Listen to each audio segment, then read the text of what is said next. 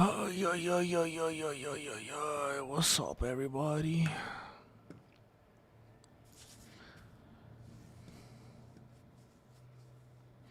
I know that there's only 24 hours in the day, but sometimes they seem a lot longer. Sometimes they seem a lot longer, bro. Seem a lot longer. I don't even know why I do all this right here. I don't even know why I do all this. Doesn't even matter, bro. You know what I'm gonna do? I'm gonna try something different. I'm gonna ignore like all this stuff I usually do. And I'm gonna see if, because it doesn't even work anyway. Every day doesn't even matter. So I'm just gonna leave it all basic like that. I wouldn't be surprised if it, first of all, I wouldn't be surprised if it does exactly the same. And B, I wouldn't be surprised if it does even better. I don't even know why I put all that stupid stuff anyway.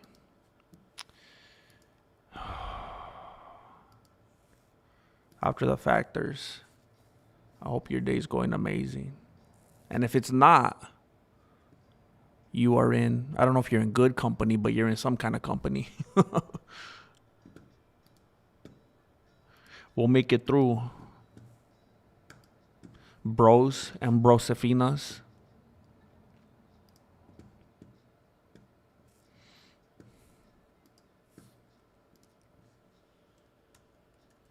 Man.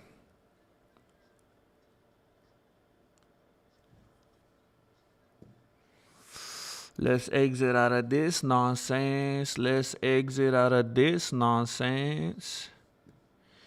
Let's bring this over here. Bring it over cha.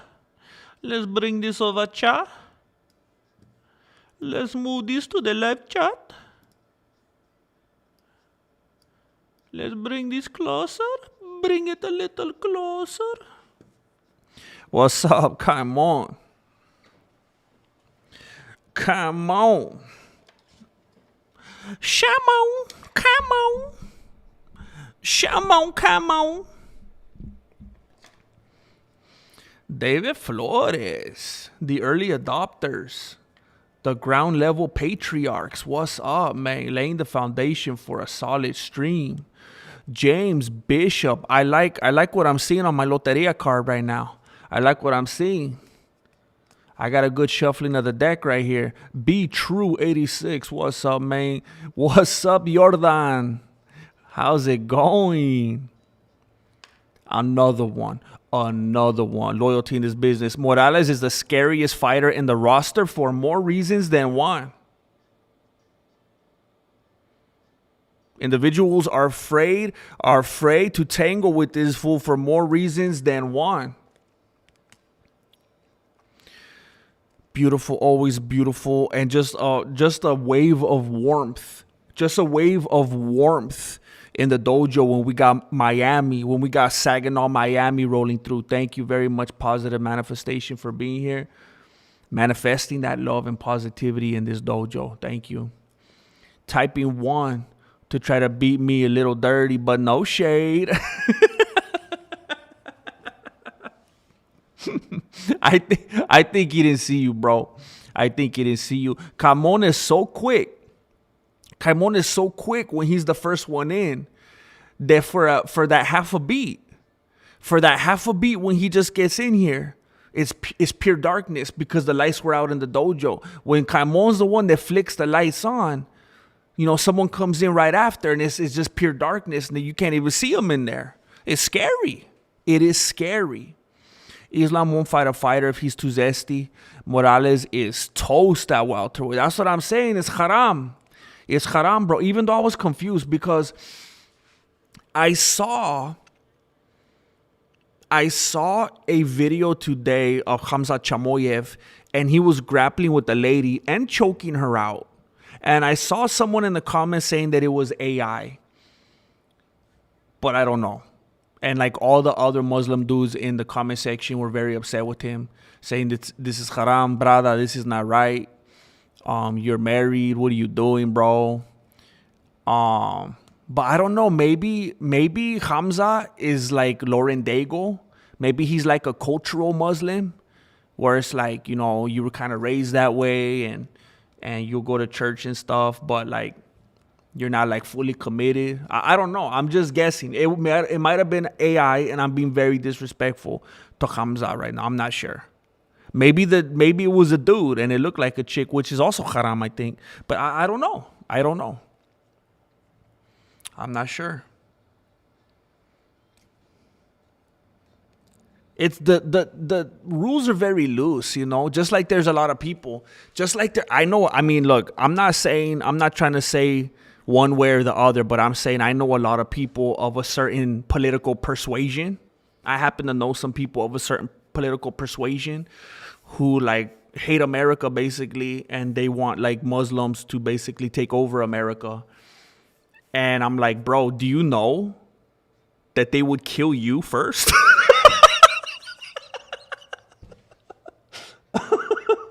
Like it's insane. Like their logic, it's not there.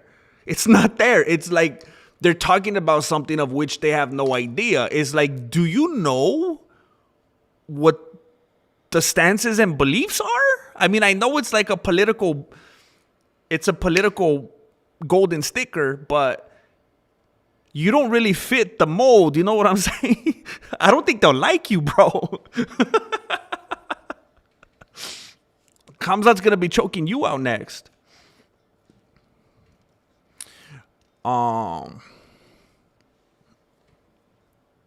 It's the only way I know I have a chance at compete. David, hey, you've done it. You've been here, David. You've been here. You've turned the lights on a time or 2 or 3, bro, or 4. Much love Wednesdays. Dang, Rancelot, you are just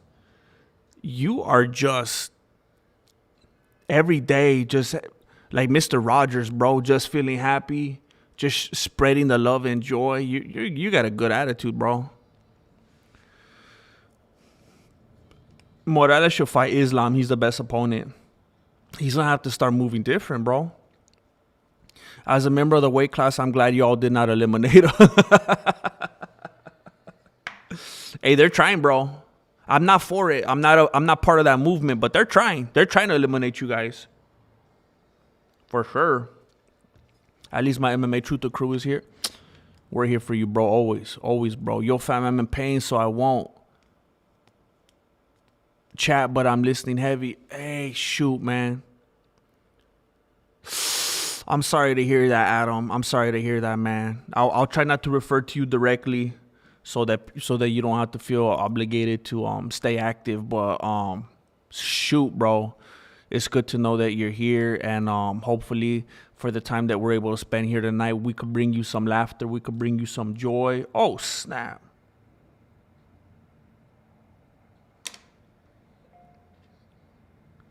Oh, snap.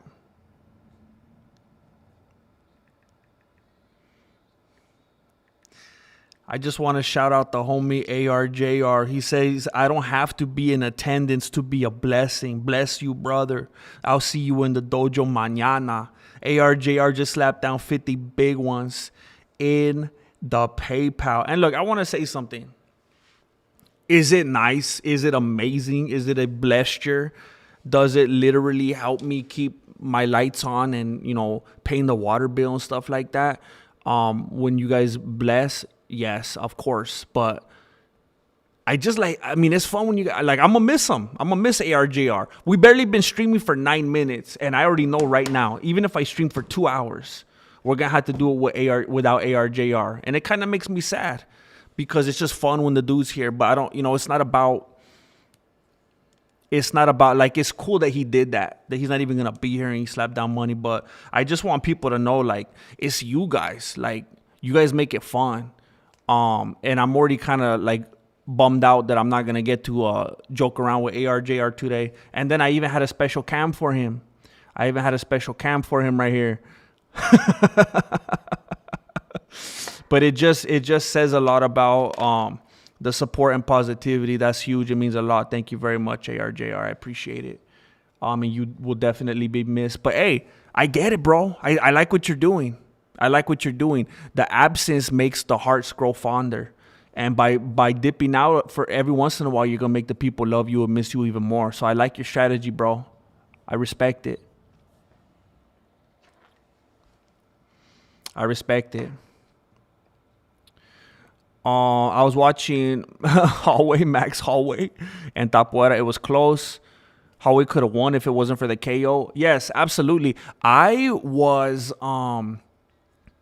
watched it the other day because I was watching a bunch of Dustin Gaethje fights and Paddy Pimblett fights, and I was getting kind of bored just watching the same dudes fight over and over. And I there was a couple different fights I watched. That was one of them, and yeah, it was very close. It definitely could have went either way. Why? Let me see who this is. What's going on right here? You know what? Why would I turn on the camera when I'm gonna be distracted right now? I'll just leave my monos on for you. What is happening? What is this?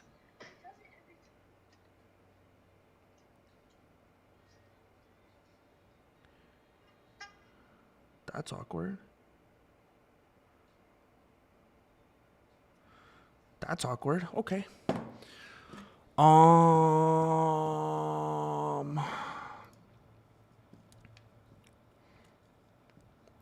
Only guy who can't stand Hamza, and that's okay. Oh, dang, you don't like Hamza? I've had a roller coaster ride with that fool. There's been times when he's like one of my favorite fighters, and then times when I couldn't stand him, and I think he was doing a little bit too much. And then I started to like him again. So, what's up, Mr. J7 underscore YT? Love you, bro. Hamza has no brain. He's the type of guy who hits first and thinks later.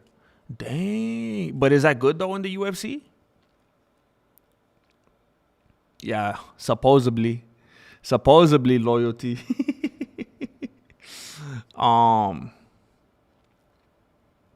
It's just another day for me and you in paradise. Oh, think twice. Yeah, for real, bro.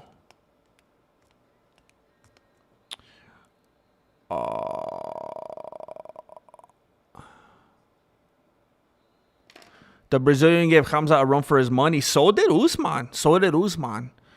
And I heard, I think DC saying it earlier, and it's not like it's something that he came up with.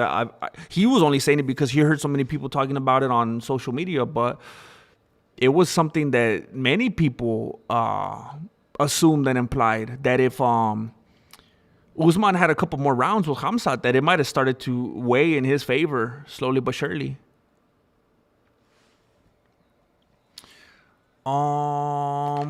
What the heck is happening right here?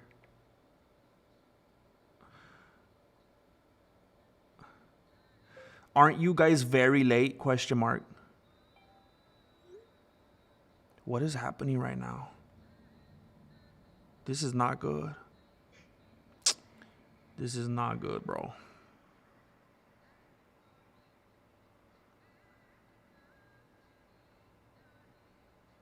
What am I witnessing right now? I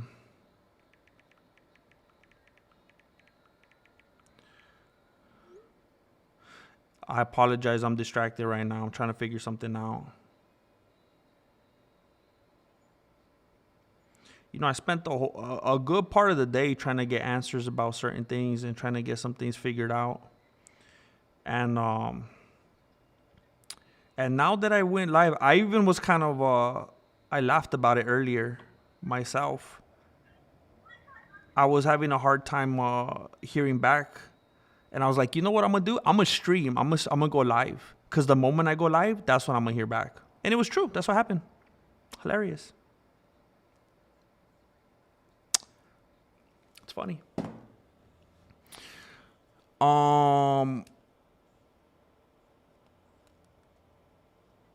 I tried a Zen today. It made me sick. Like, wait, aren't they called? You tried a Zen? I don't even know what a Zen is. Isn't it like some kind of fake cigarette? You tried a Zen, or you tried to be Zen, and it made you feel sick. I was like, hey, it's my day off. I don't drink anymore, so let me try the Zen. I thought they're called Zens.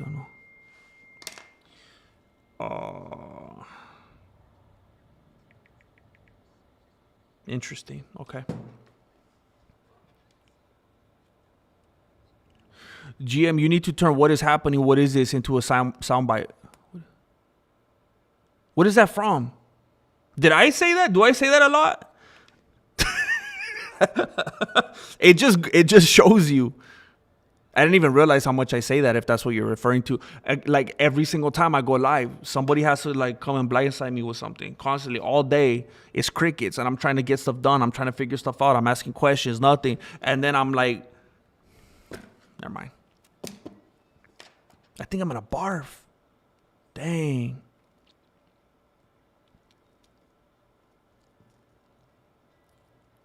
You feel like Jake Paul after he got socked by Anthony Bowers. It's iconic for me at this point. Dang, is that bad? Do we know who Islam will fight next? At this point, I'm gonna be surprised if it's not Usman. I'm gonna be surprised. Some people are saying that the Michael Morales loss that has been the talk of the town the last couple of days was orchestrated by Ali Abdelaziz. I'm not even lying. You could look it up. That because he's always this dude just popping up in all the most obscure parts of the MMA community and just pulling the strings, all these strings that, man. I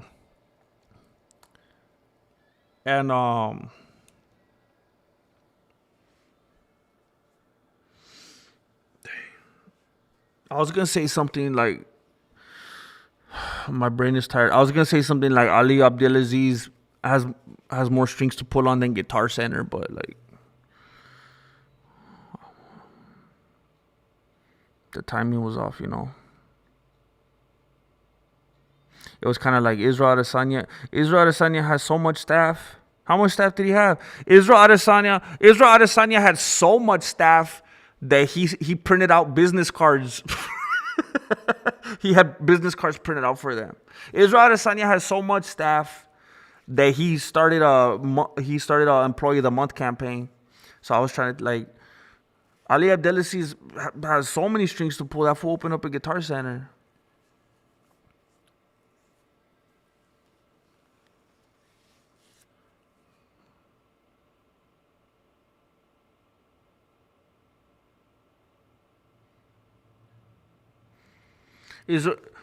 Ali Abdelaziz has so many strings.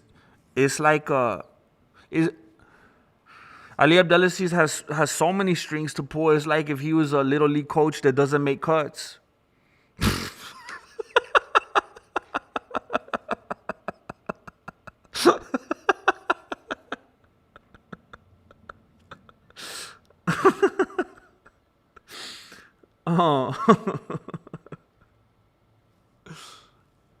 What else? What else has strings?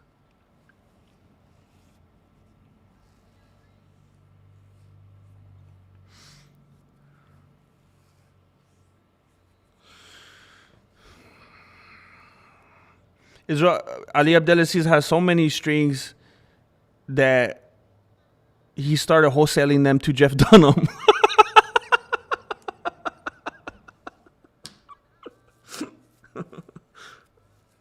Jeff Dunham doesn't even use strings, but it's funny though, conceptually, you know.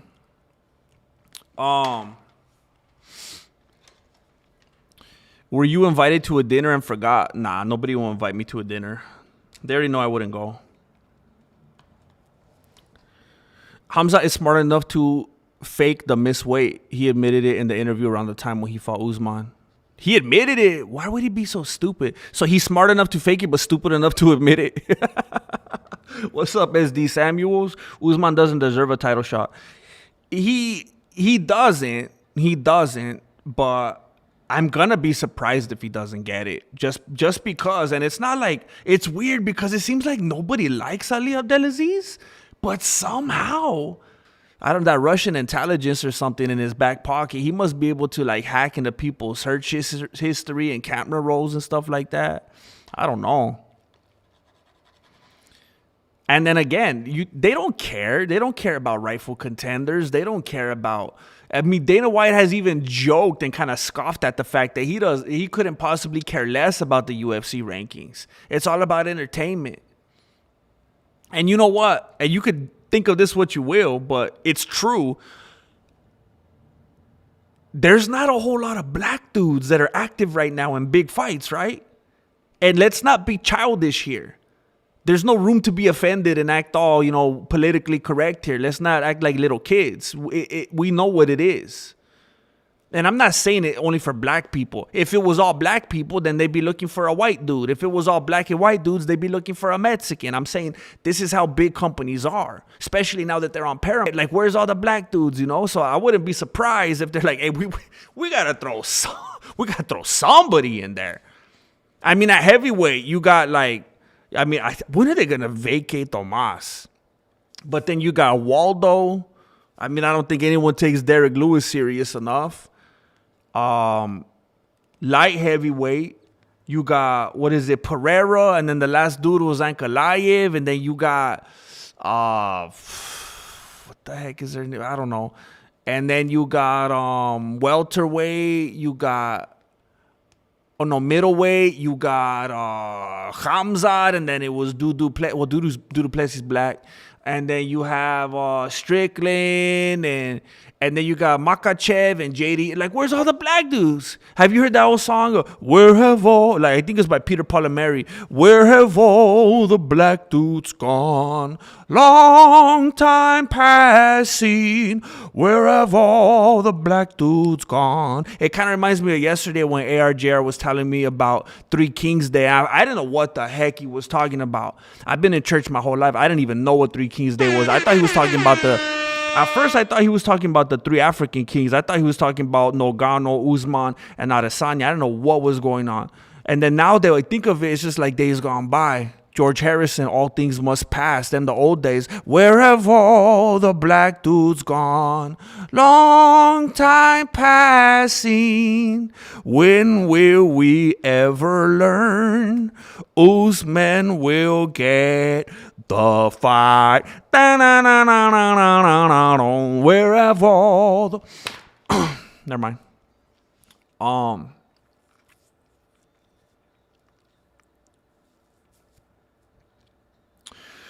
Why is everyone making a big deal about this one loss early in his career? I mean, bro, it's like Vin Diesel said, a loss is a loss. It doesn't matter if you win by a UFC fight or by exhibition with the ladder in the background. A loss is a loss. But that's crazy. I mean, to say why is everyone making a big deal about this one loss early in his career, you have to acknowledge Morales was making a big deal out of it. He made a big deal out of it. He threw a fit and he was going after Tapology and this and that. So it's like, hey, if it's not a big deal, it's not a big deal, right? That doesn't only go one way. It's otherwise it would be super hypocritical and like a double standard type of situation. If it doesn't matter, it doesn't matter. That means if it doesn't matter, leave it alone. Who cares, right? Like you're saying, don't add it. But also, if it doesn't matter, then don't complain if they put it on there because it doesn't matter, right? But it does matter because Morales was very upset. So we can't say it doesn't matter. And then something that came up when I was looking into this, apparently, by the way, I didn't know, and maybe I look stupid saying this. I had no idea that Tapology was like the end all be all. Like I didn't know they were the ones that decide this, and then it kind of trickles out to all the. I mean, I go straight to Wikipedia. I remember when we were little kids, everybody would laugh and make fun of Wikipedia and this and that. But that's where we all go now, right? Is it just me? I feel like that's where we go when we look at the records and the background and their training and their accolades and all the details when we're trying to find out stuff and what we're talking about and what kind of stylistic nature they have and stuff like that. But apparently Tapology said, and it's one of those things like I think one of the most generic examples I could give you is, you know how back in the day, there was like a ton of people that would go straight to jail. They would get arrested if they had even like the smallest itsy bitsy teeny weeny little bit of weed in their pocket, right? Straight to jail. And now it's like, now the cops like, hey, you got something to share, bro? And like they would, So it's like, what are you gonna do? Retroactively let them go free? Like they already did their time or whatever. You burned them, based on today's laws. So it was the kind of thing where Tapology actually said, they're like, you know what, we're gonna go ahead and rescind this because of A, B, and C, something that changed within like the different promotions and different timings of things. I'm gonna be honest, I didn't completely understand it the way they worded it, but they were basically saying that if they had found out about this fight closer to the time when it happened, because of the rules and regulations and standards and practices that were set in place at that time, they would have absolutely counted it, and they would not have rescinded it, and it would have been valid to this day. And here that we're in 2025, if something would have changed after the fact, they wouldn't have gone and made it disappear. It's just like John Jones still has that loss in his record from the 12-6, right? So they're saying they said this even after they fixed it. They said even if we would have known about it back then and counted it as a loss, it would stand today. But they said because that was on us and we missed it around the time, and now these things, we're not gonna like go in our time machine back in time and hold it against them, whatever. It's kind of like when you miss the thing on Loteria and then a few rounds go by and you're like, hey, you called that? I got it. And they're like, nah, you missed it. You're burned now. So it should count as a loss. It did count as a loss. He basically got away with it lucky because of the statute of limitations.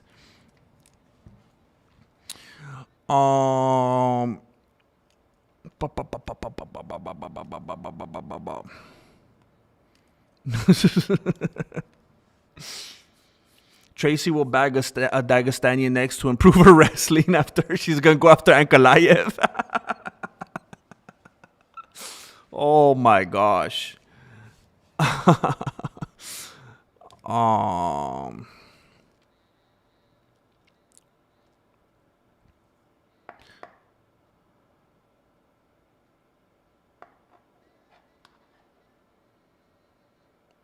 Hey, you're good. You're good. Loyalty in this business. I'm going to be honest. It was not that exhilarating. It was cool for me because I was just waiting, sitting there all by myself. And I just wanted to do something that I felt like would help me pass the time and be entertaining for me.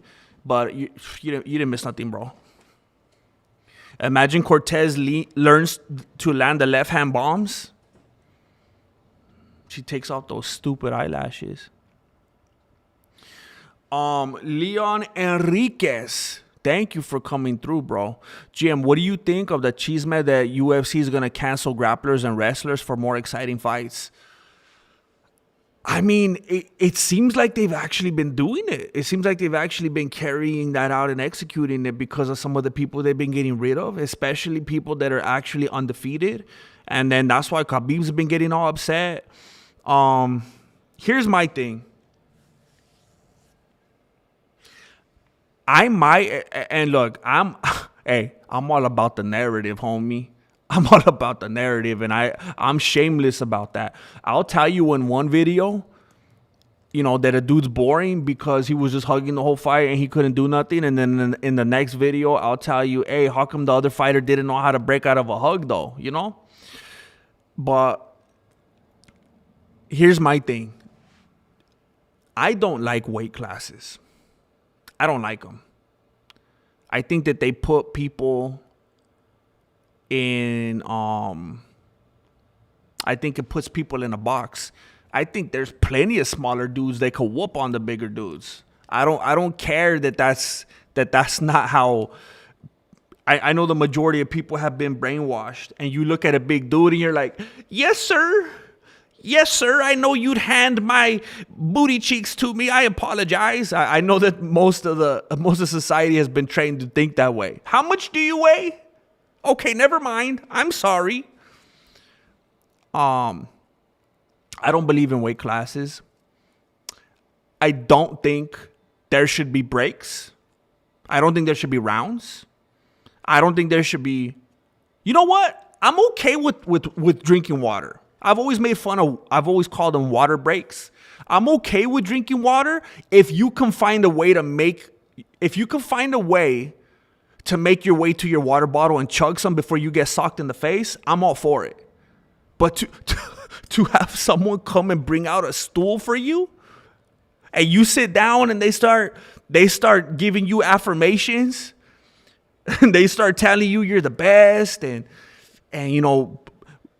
pouring some water down your chonies and massaging you and reading you some excerpts from a self-help book. Bro, what are we doing?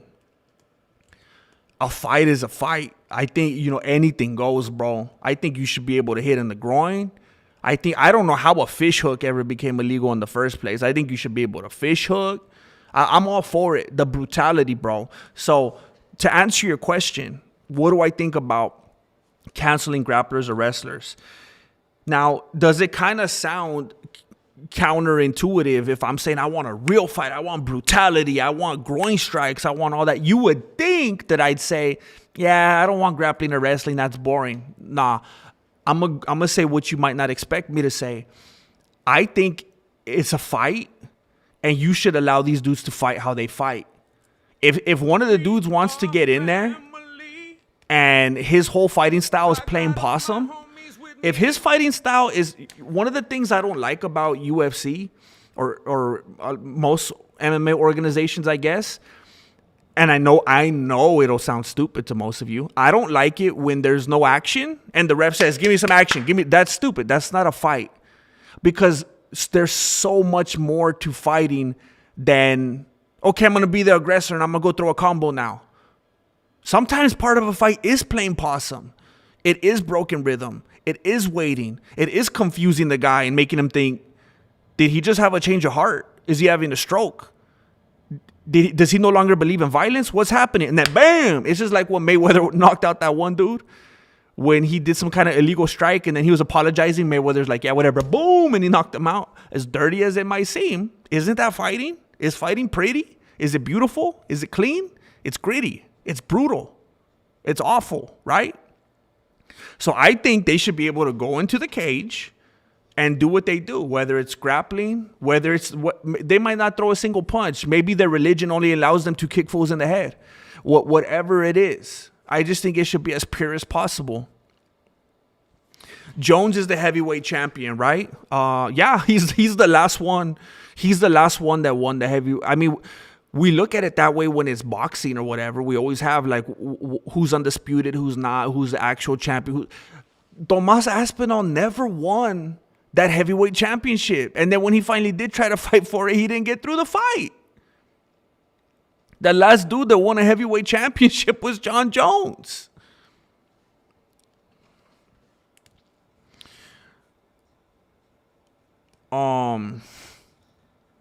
Where have all the black men gone? And where are all the gods where the street thug Hercules had to fight the Bloods and Crips? What the heck?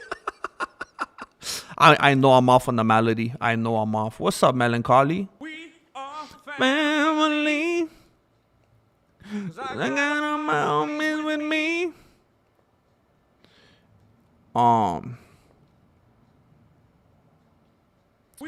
I don't even know.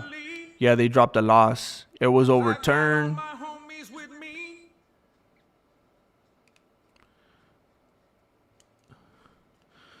Mike Alfieri has been a member for 65 months. MMA Truther stands strong. 20-minute fights. No breaks, no rules. Chanclas. Imagine seeing a fight with dudes smacking the heck out of each other with some chanclas. That would be hilarious, bro. That would be hilarious. Thank you on the 65 months, man. That is next level. That's an outlier right there, man. MMA Spectator, what's up, man? Stop the drug test. Also, I want to see monsters. Yeah, it's not like we're it's not like it's an organization where you're trying to find out who's the most, law-abiding, rule-following, honest. Like, I've said it before, I don't mind fighters taking steroids if it wasn't a rule. Or if they were just like, yeah, we kind of have to say don't do it, but we know everyone does it and we don't really care. But it's when you're not supposed to do it, and there's a lot of dudes that live and die by that, and they won't do it, and then other dudes are doing it. That's stupid. Thank you, Mike Alfieri, for blessing Mr. Fury. Dang, Michael Fury blessed Mr. Fury. That's insane. That is insane. What are the chances? Leon Enriquez just blessed the community with 5 Mexican martial arts memberships. And I want to let you know that I just recorded today's Patreon and membership video. And I think they're already basically uploaded. I just have to click publish to make them go live. So they will go live pretty soon after the stream here today. So all of you that are getting memberships today from these very generous, kind individuals, you have a bunch of content to scope on the membership perks tab. Thank you, Leon Enriquez. Come on, GM. Do you really want to see fish hooking or guys popping eyes or tearing testicles? Bro, do you know who you're talking to?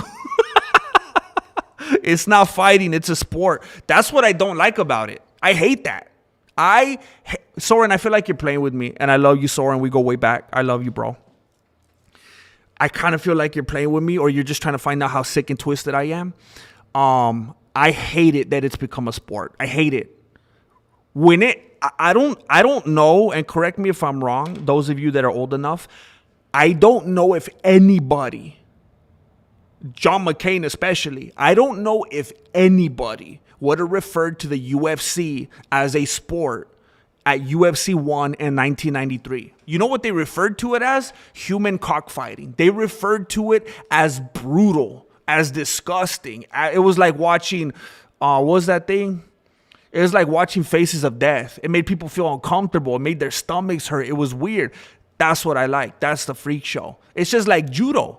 Judo was amazing, solid, dangerous art. And they ruined it. They made it a sport. They went to the Olympics. They got all soft. Same thing with BJJ. Same thing with Taekwondo. It's terrible. It is terrible. What happens to all these martial arts? I hate it. I hate the sportalization of the martial arts.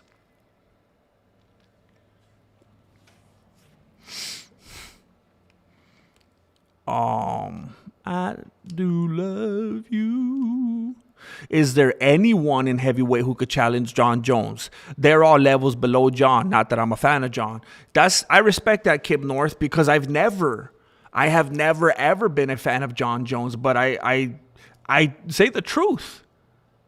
I am an MMA truther, and I have an obligation and a responsibility to the people when they come here. And I always just have to go full Aaron Neville status and tell it like it is.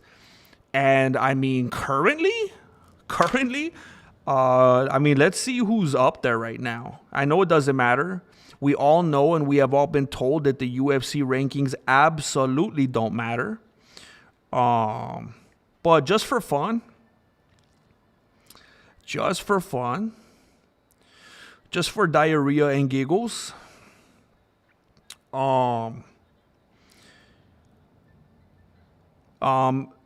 do we have any contenders that could do any damage to John Jones?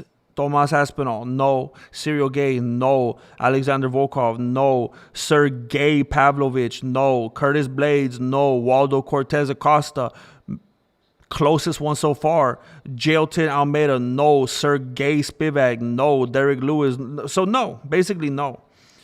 I think the closest, I think the one with the most potential, the one with the most exuberance, I think is Waldo.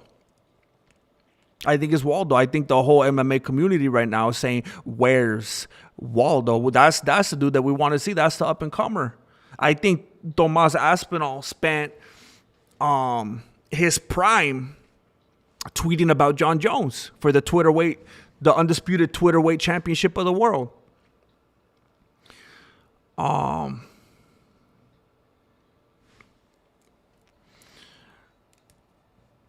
You know who could?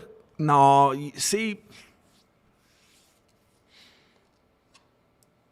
I think Gable Stevenson is a heck of an athlete. But man, I mean he's got a lot to learn. Obviously, he's so. I mean, he's not even in the UFC yet. But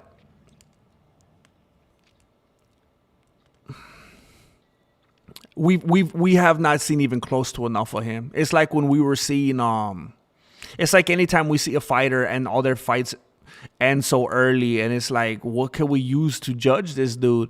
But it's like you can't take his Olympic medal or his athleticism or whatever, and that doesn't equate to IQ. It does not equate a octagon IQ. And John Jones told that fool. John Jones told Gable Stevenson, "Hey, Gable Stevenson, I may have taught you everything you know, but you better remember, I didn't teach you everything I know." That's heavy, man. That's heavy. You got to think about that. You got to sit with that one for a little bit. You got to turn off the Wi-Fi and just let that one marinate. If you leave me now, you take away the if you leave me now, you take away the biggest part of me. Ooh, I ain't going anywhere, bro. I ain't going anywhere. A swag. What's a swag? Is that slang? Jane Caulfield, I was going to a dark place. Because ARJR came in within the first 9 minutes of the stream and said that he wasn't going to be able to join us today. And then Jane wasn't here, and I was having a crisis. I was having a mental crisis, and I wasn't showing it. But had a little episode. Can we start over? Oh, dang.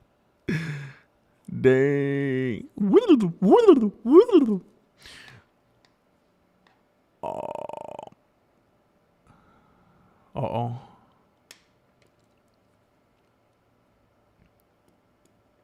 Al Furious.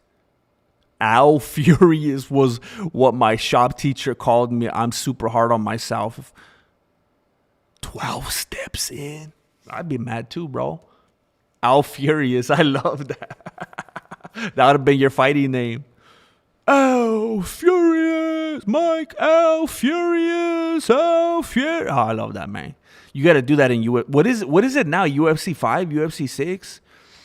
I think I missed the last couple games.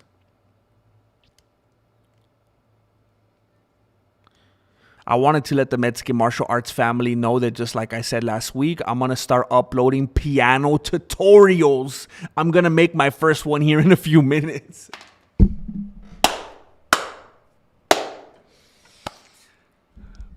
That is beautiful, bro. It is unbelievable. I'm very happy to hear that. Dang, that's so cool, man. I hope that the love is shown from here, and that you guys scope that out. I definitely will be myself. I'd be excited to see what you could teach me, bro. I know some chords, but I ain't a virtuoso. I could learn some stuff from you, bro.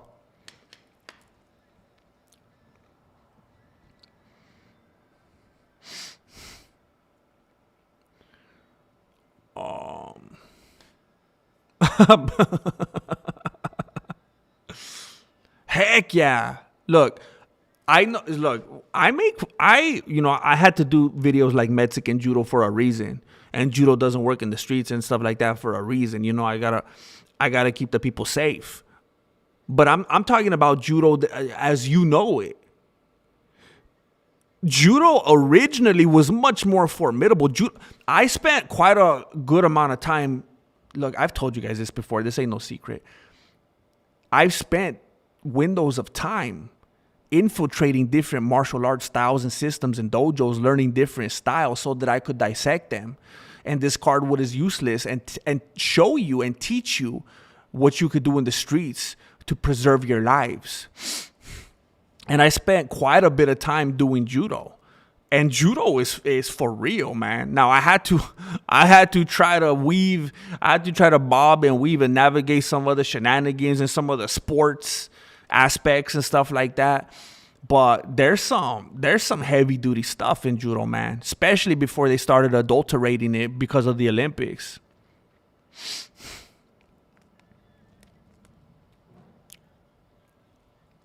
Nah, you alone.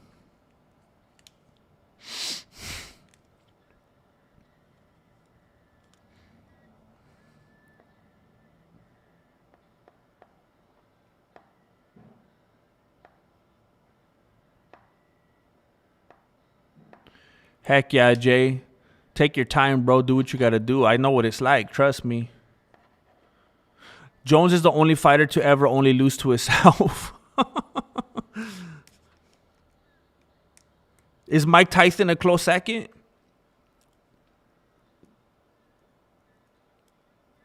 Today, someone sneezed next to me.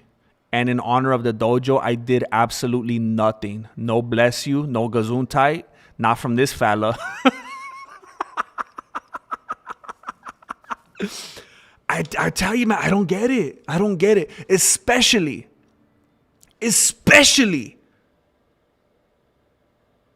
Look, I'm not going to get all philosophical and theological. I'm not going to do that right now. I'm just going to say something. I'm going to say something that anybody could say that even has different perspectives than me. First of all, I think it's ridiculous and nonsensical for someone to say, bless you, when someone sneezes. It's insane. Especially if you're not even a person of faith. Especially what blows my beanie is when you got like an atheist or an agnostic and they tell someone God bless you, and it's like, bro, what?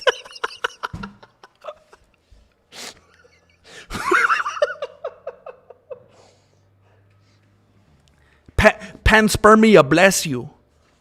Anunnaki bless you. Like, hey, at least be consistent. At least be consistent.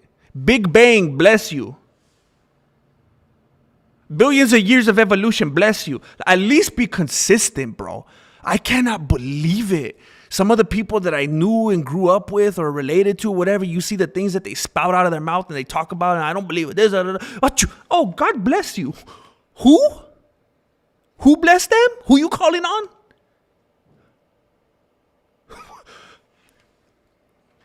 It's the same thing as when it's always astounded me when people are like, something happens, right? And they're like, geez, I don't even like saying it. It makes me cringe.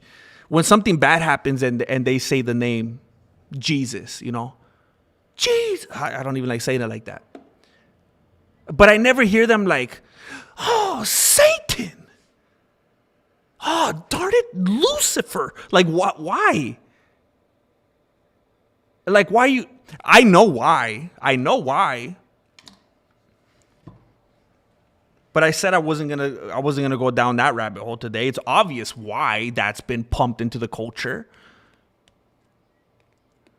Which one are you gonna take in vain? Who's the prince of the power of the air? Which one's going to be pumped into the mainstream that's just your go-to, constantly taking the name in vain? Of course, it makes perfect sense. People don't even know they don't even realize what they're saying. They just say, why do you say that? I don't know. My grandma said it. My dad said it. My big sister said it. I see people say it on TV. Of course. That's pretty much why you do everything else you do.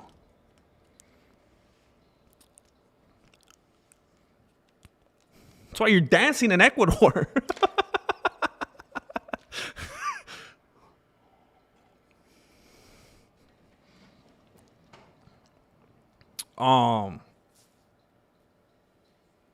That's the mentality, Jay Smith.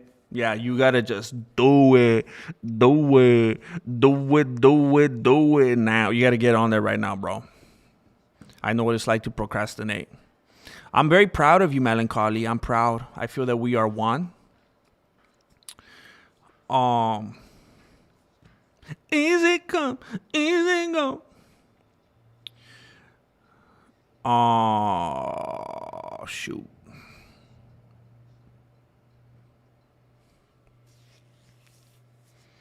Yeah, it's weird, Connor. It's weird. The heavyweight division is super weird. You know what?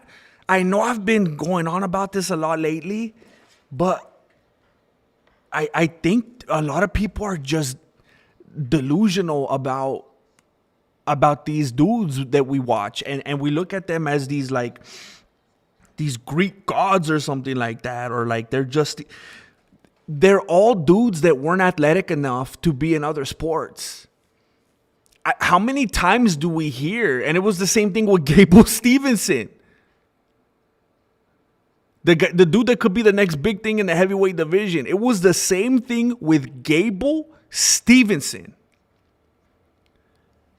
How many times have you? I know how many times I've heard it, and it's, well, I don't have a number, but it's a lot. So if there's all the times I've heard of it, all the times Billy the Kidder's heard of it, SD Samuel's heard of it, Connor 5A70's heard of it, Jane Caulfield's heard of it, Loyalty in This Business heard of it, Malika. If we take all the times we've all heard, how many times have you guys heard of fighters that tried to make it in some kind of other sport and then they ended up in the NBA? I mean, in the NBA, in MMA. The UFC is like the dudes that didn't make it in other organizations and other sports. Because either they weren't athletic enough, they weren't tall enough, they didn't have a big enough frame, they weren't fast enough, they didn't jump high enough. They all wanted to go to these other sports and make more money. Now you get these different kinds of people like the Dagestanians who, you know, if you grow up in America, you want to grow up and be an NFL star. You want to be an NBA star, stuff like that. The Dagestanians, they just want to wrestle. They just want to fight. I get it. There's certain places like that. But for the most part, when you just really, could they fight? Do they have fight IQs? Well, of course. But if we just look at raw athleticism, I mean, look at how Adesanya acted when he was training with David Goggins. He was dying. He was dying. And Goggins is talking the whole time as he's doing his thing. Adesanya's throwing up in the trash can. Like, they'll show these videos of different, like, they're trying to train with military dudes or this and that, or athletes or rugby guys, and it's just never. So the heavyweight division, it is full of a bunch of dudes that, I mean, some of them are athletes, but a lot of them they're just big. They're just big. Could you imagine Derek Lewis playing football or being in the NBA? Or, like, doesn't Derek Lewis seem so big? But he's not. He's tiny compared to these athletes in these other sports. He just seems big because he's, like, the way we look at the dudes in the UFC, it's kind of like when you work with someone and you start dating people like where you work, and it's like you're just choosing from like that very limited pool. That's kind of like how people look at, you think of the biggest, craziest, strongest, most athletic guys, the fastest guys with the most white blood cells, and they're explosive in the UFC, right? And then it's like, try to put one of them in an NFL game, in a pickup game, you know, at the YMCA playing basketball. Could you imagine Derek Lewis's footwork? Francis Ngannou's footwork?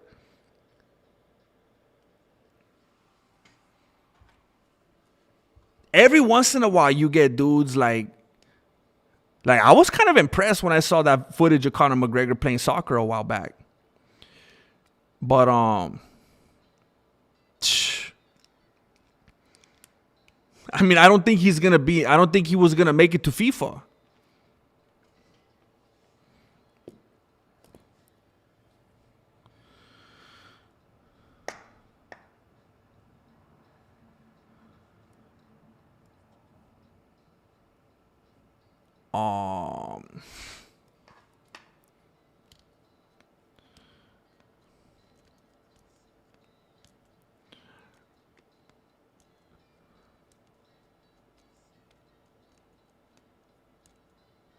Yeah, they do. Leon Enrique says the sport of fighting is the most real of the sports. That's why it's so much better than other sports. That's why I feel so much better too. I feel you, GM, but the man, stick it to the manitis. The man puts rules on everything inevitably. Yup. Yo, they just got to be able to tax it, you know? They got to be able to understand it so that they could tax it. And they could just take absolute control of it and ruin it. As they say, homogenize it. It's always the same. It's always the same thing. Never fails.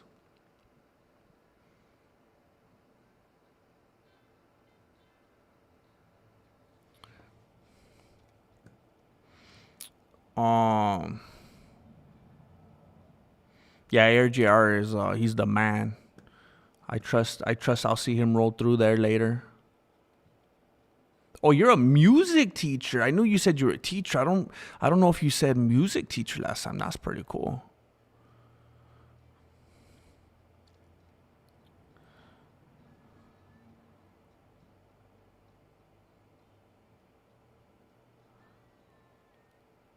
Oh, snap.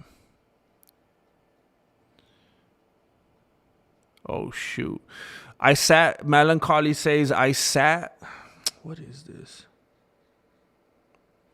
I sat and marinated with the didn't teach you everything I know. And I'm pretty sure that just means John waxed on, but is gatekeeping the wax off. Hey, that's very, that's deep, bro. I like that metaphor. Gable's not going to know what to do after that. He's not going to be able to come to the wax off conclusion on his own. Heck yeah, loyalty. I love it, bro. Yeah, I don't like it either, Zeus Ruger. It makes me cringe. And it's like, hey, if you don't like him, like, why are you saying his name so much? That's what you're supposed to say. How come? Because that's what you've been trained to do. You've been trained to be sinful. Oh, what a shocker. And I've said it a bunch of times on here. I would say this all the time with my kids if they did something they weren't supposed to. And I mean, I don't know what you I think this is brilliant. I was very proud of myself when I came up with this. I felt like Andy Griffith or something. I remember they would be like, "What?" They would do something. They'd be like, "I didn't do it on purpose." And I would say,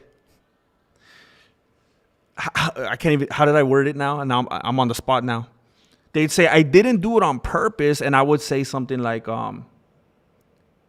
shoot, I don't know if this is the right wording, but I would basically say something like, yeah, but you didn't not do it on purpose. You can't just say, I didn't do it on purpose and you're all good. You have to make sure to be intentional about not doing that thing. So if you say, you know, I didn't drop my spaghetti all over the carpet in this one room on purpose. And then I'm like, whoa, well, bro, remember you're not supposed to eat in that room because there's carpet in there and because stuff like this happens. And it's just like,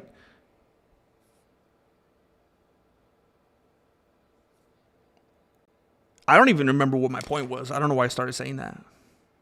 But just take it for what you will. There's just a lot of people in different situations of life where they just take no accountability, man. And they're like, oh, it's cool. My bad. This generation, they don't apologize anymore. They're not sorry. They say, my bad. I know that's the issue. I know it's your bad. So this is where you apologize now. My bad. I know. That's why we're having this conversation. Because you did do something bad. Apology follows now, right?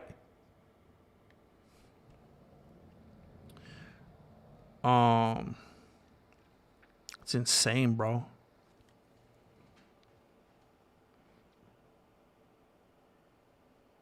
Up here in Canada, we say bless you. No, God bless you. I blessed you. Well, there's no God in Canada, right?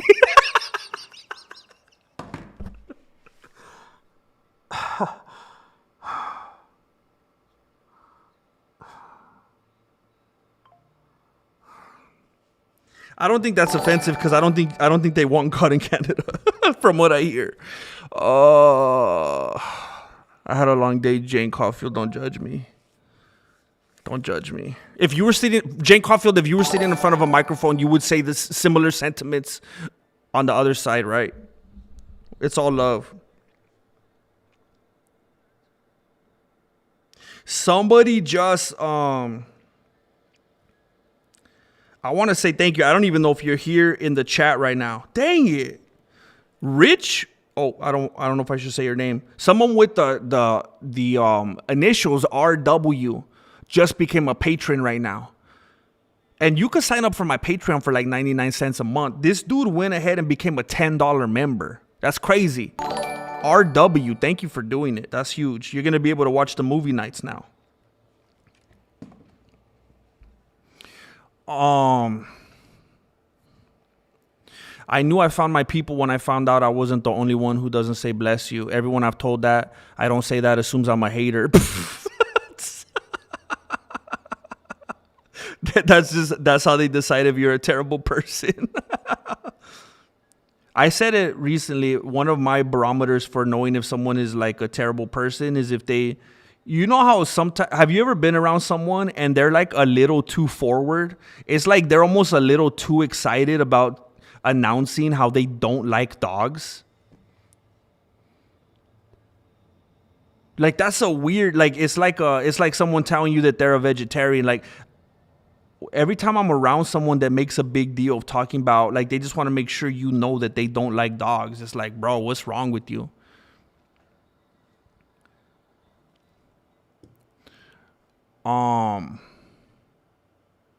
Salud.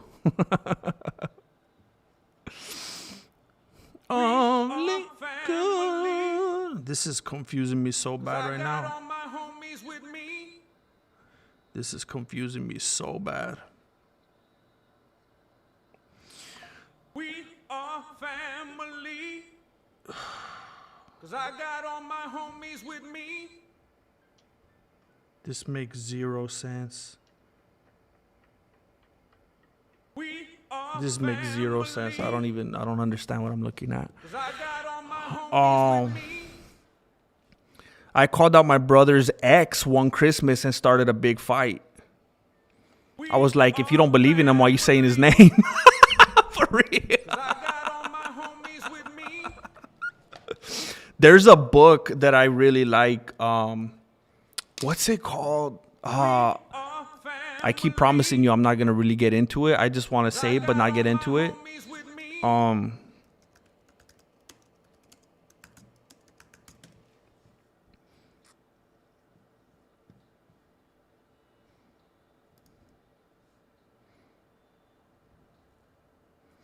There's a book by Frank Turek called Stealing from God. The main title is Stealing from God, and the tagline is Why Atheists Need God to Make Their Case. It's like, bro, never mind. We're trying to have a good night here. We're trying to have a nice evening. I'm turning this into like a Thanksgiving.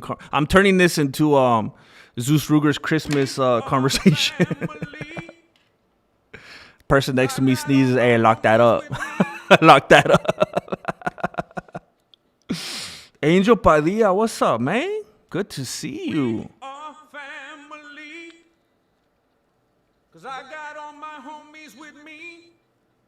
Yeah, I hate that. It's cultural assimilation.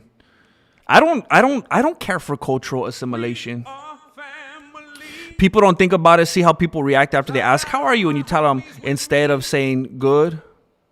Wait, see how people react after they say, how are you? And you tell them, oh, I've done that before. I did that one time in a drive-thru. I was just like,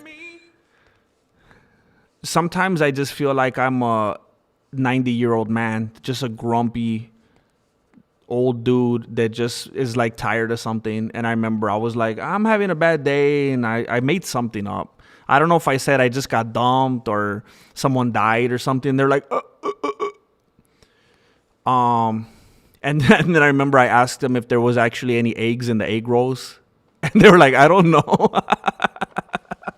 It was at Jack in the Box. But yeah, I hate it. I hate it when people ask me, how are you? Because I'm like, you know that you're just doing this because you feel like we're supposed to play this game. I know you feel like you're just supposed to say that. This is so artificial. Let's not do this. Money see, money do. What the heck? Did Martin Luther really say that? I could see Martin Luther King saying that.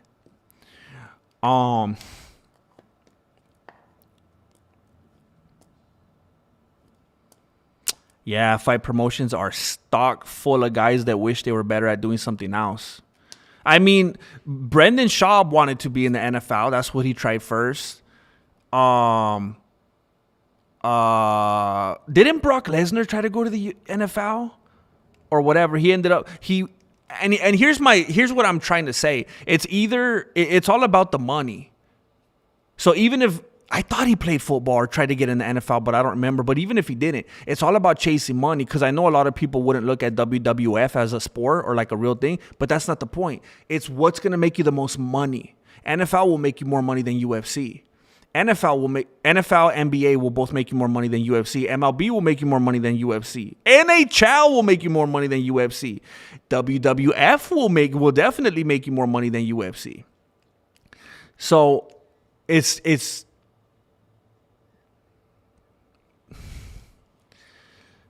Brandon Schaub tried to do football. Brock Lesnar tried to do football, maybe, and for sure WWF. Jamal Hill wanted to be in the NBA, but he chose not to because he wasn't tall enough or wouldn't be. Like, Jamal Hill was probably a pretty good, like, small forward, maybe shooting guard, maybe small forward, power forward, maybe in college. In the NBA, he would have been like a short point guard. And you have to have a whole totally different skill set for that. You got to be explosive for that. I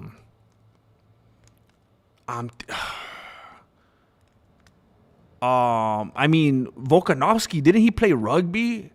Like, there are dudes that actually were in other things first. There's dudes that are backwards. Like, Volkanovski's a warrior where, like, he was already doing something else. But I don't know how much rugby makes. They're already doing something else, but they just want to fight, man. That I can respect. They just want to test themselves.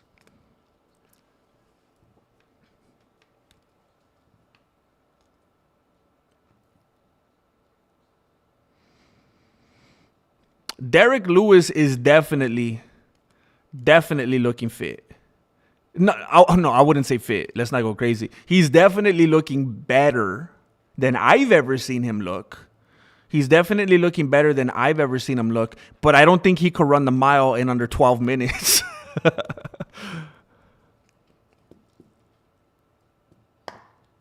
I do believe that. No, I don't know if I believe that, man.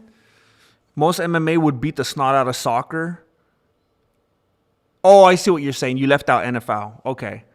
Out of soccer and most MLB, NBA guys. I think that's fair. Because we were talking about this not that long ago, too, where you gotta... We just get so brainwashed sometimes when we watch MMA and UFC. Like, these guys are like, they're a bunch of Genghis Khans. You know, they're just the biggest, baddest. Like, and it's because they're the ones that chose to go into it. I mean, we got 57 people watching right now, okay? I bet at least one person. I would guess maybe every other person or whatever. And I'm talking about, like, you know, they don't have to be your best friend or something. But I bet like a good amount of people here all know, or they have an acquaintance or a coworker or a friend or a relative. Everybody knows somebody that if they just wanted to, if they wanted to live a lifestyle of denial, a lifestyle of denying your temptations and your pleasures and your fun and your holidays, I bet everyone knows something that if they're willing to starve themselves and cut weight and get punched in the face and train and have to scrape and claw for sponsors to make enough money and have a terrible lifestyle and never be home with your family and blah, blah, blah, that they probably could have been a pretty good MMA fighter. But it's got to be an awful type of life to pursue.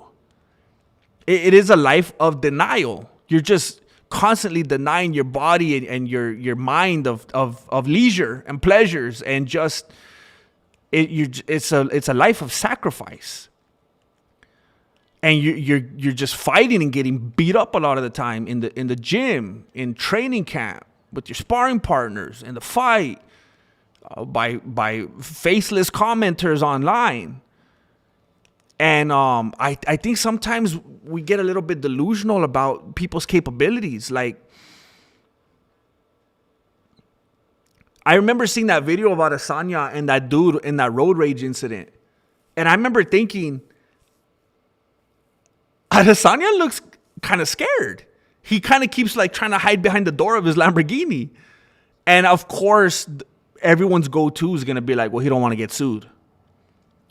He doesn't want to get in a scrap with someone that's probably just trying to get some money.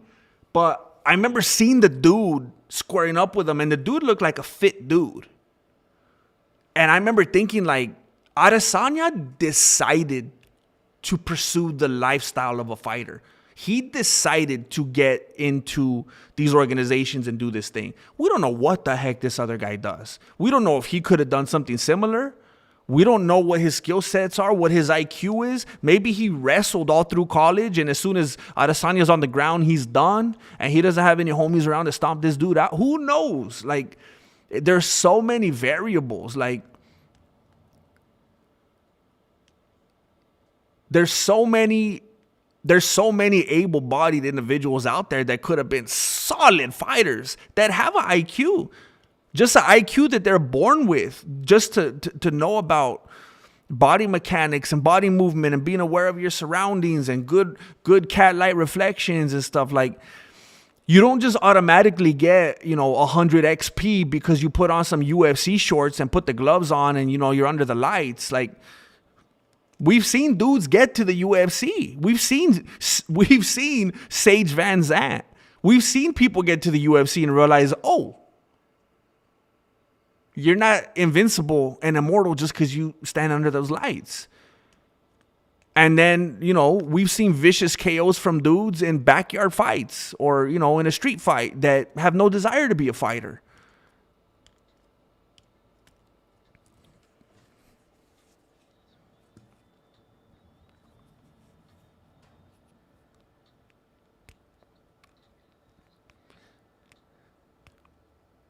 Stick it to the maniosis.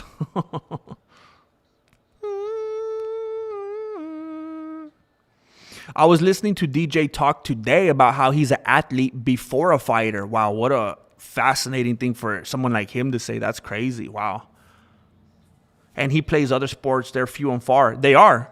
And he's absolute. Like, if I had to just go off the dome, some people that are like that, that are similar to what he said of himself, I would say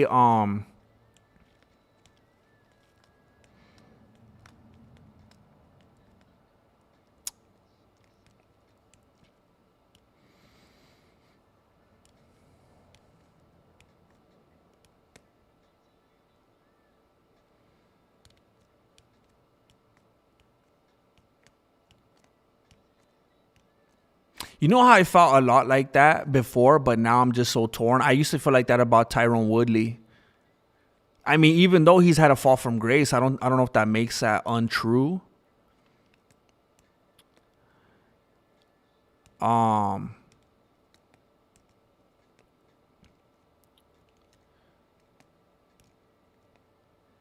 kind of feel that way about Cannonier.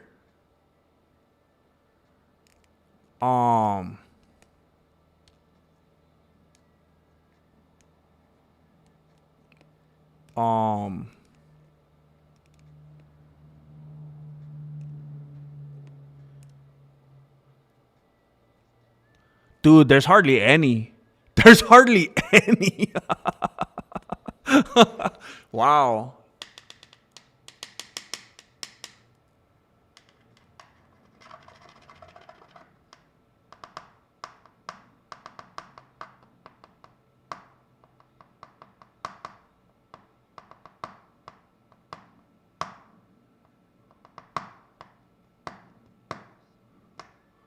Yeah, I don't think there's very many great athletes in the UFC.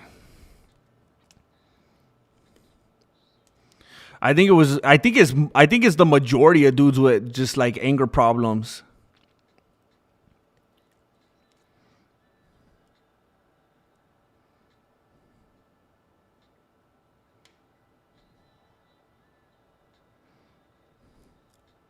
No judgment here. I would be a hot mess on a mic. Respect. Respect. Trudeau left us to date Katy Perry. He's dating Katy Perry? What? That makes sense. But what do you mean he left you? Did he leave Canada? He didn't want to let anybody out, and now he leaves for Katy Perry?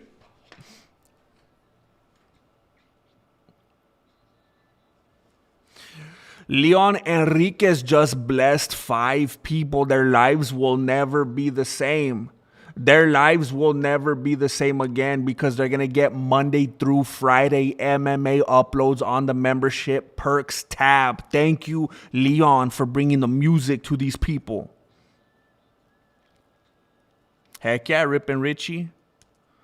That's what most of my content is made up of. We are family, 'cause I got all my homies with me. What's Up Drew has also blessed 5 individuals. Thank you for doing this work. It's easy work for What's Up Drew. Thank you, bro. Thank you.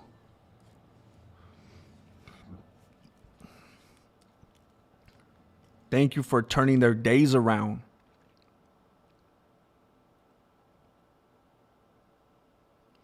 Rippin' Richie. Rippin' Richie with a self-inflicted membership. Thank you, bro. You have what they refer to in this community as a buttload of content to consume. There's such a backload, bro. Thank you, Rippin' Richie. Dang it.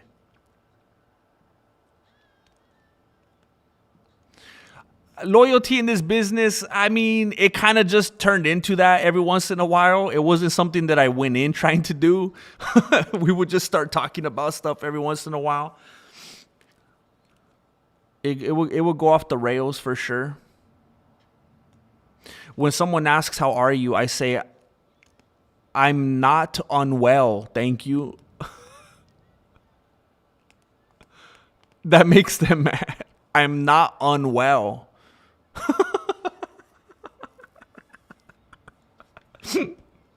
I could just see the brain battle they have for a moment, like trying to like not. He's not on like trying to figure you out. You're the Brown Archie Bunker of MMA YouTube. Yeah. That's probably one of the best things I've ever been called. I don't know if that's an insult though. But I definitely, man, I love Archie Bunker. R.I.P. Meathead. R.I.P. Meathead. But thank you for sharing that, Shauna Rain.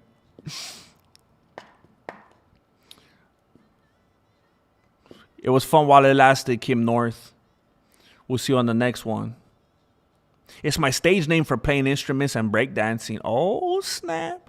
Oh, snap. Oh, he was on the Vikings. Okay. Like everybody, it just seems like there's so many instances of fighters who tried to do something else and now they're in the UFC because that didn't work.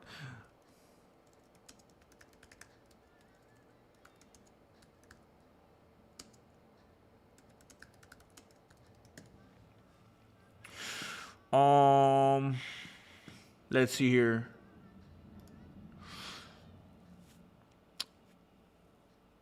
So Greg Hardy, football, Eric Anders, Brock Lesnar in football, Randy Couture. Oh no, so this is something different. Okay.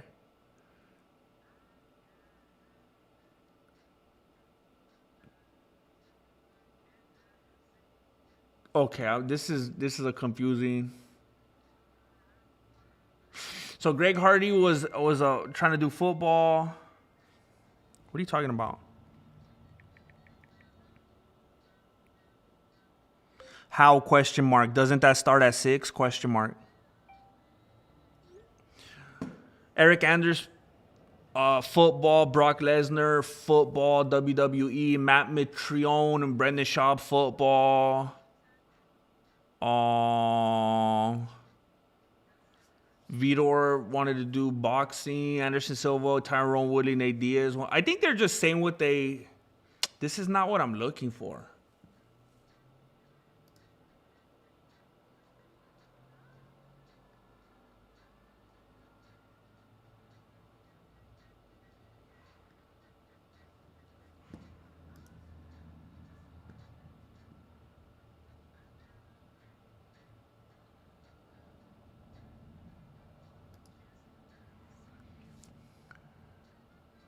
Walt Harris, basketball. Stipe Muchacho, baseball. Matt Mitrione, football. Travis Brown, basketball. Rugby for Volkanovski. Brock Lesnar, football. WWF. Brendan Schaub, football. Dominic Reyes, football. Eric Anders, football. Greg Hardy, football. Some of these dudes, I think they were their contracts up or what? There's a couple of them that they were actually in the NFL and just chose to make a change. So it's not like, I don't want to mislead in these other situations. Vulcan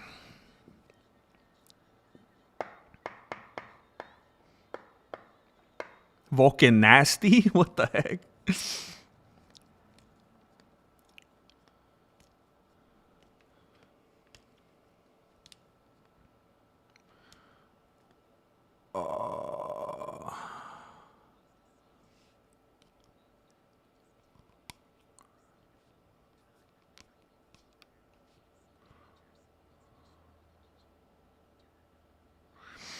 Agreed. That's why. Oh,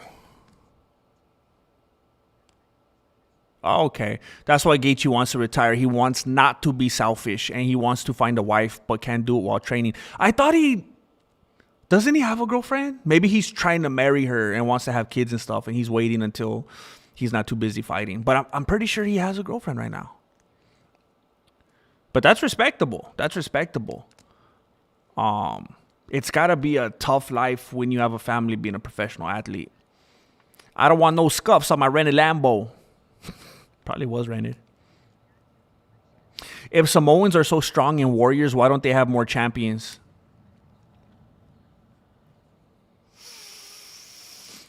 I'm not trying to like put them down or anything, but like historically, wasn't their thing like they're probably real good at like jumping people, right?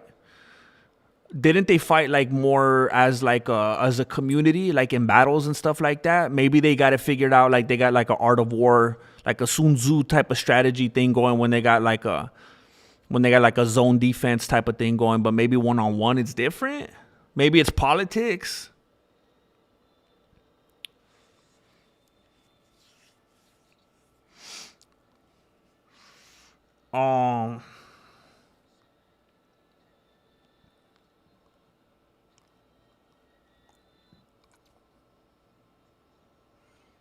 Uh-oh.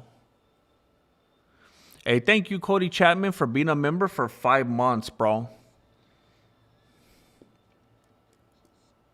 Thank you. Here's to 5 more. You're absolutely right. I really believe the best fighters in the world aren't in the UFC. They're just around training. I'm going to tell you guys something. I'm going to say it definitively. I'm going to say it definitively because I feel like I probably said things in the past that could make you maybe like come to some kind of conclusion. Maybe you could kind of have some assumptions. Maybe you think like, is he saying what I think he's saying? But I'm just going to say it so that there's no confusion. And maybe I'm being too dramatic about this and you guys are like, oh yeah, we agree. I truly 100% believe that whoever it is, whatever they may look like, whatever they may weigh, whatever their style may be, I truly believe that the best fighter in the world is not in the UFC. I would be willing to bet that the top 5, 10, 15, 20, I would think that the best fighters that grace this earth, I would think they're not UFC fighters. Because I don't think that the people who would contain that ability, I don't think that the people who would truly be the best fighters in the world would pursue that lifestyle. Think about comedians. Think about actors. I bet you guys all know people that you know personally who are hilarious. And you're like, man, they're funnier than some of the stand-up comics I see. Or you see people that always just feel like they're doing a bit, or they're hilarious, or they have funny concepts or ideas, or they make you laugh, or they just kind of act funny, or you're like, man, you could be an actor.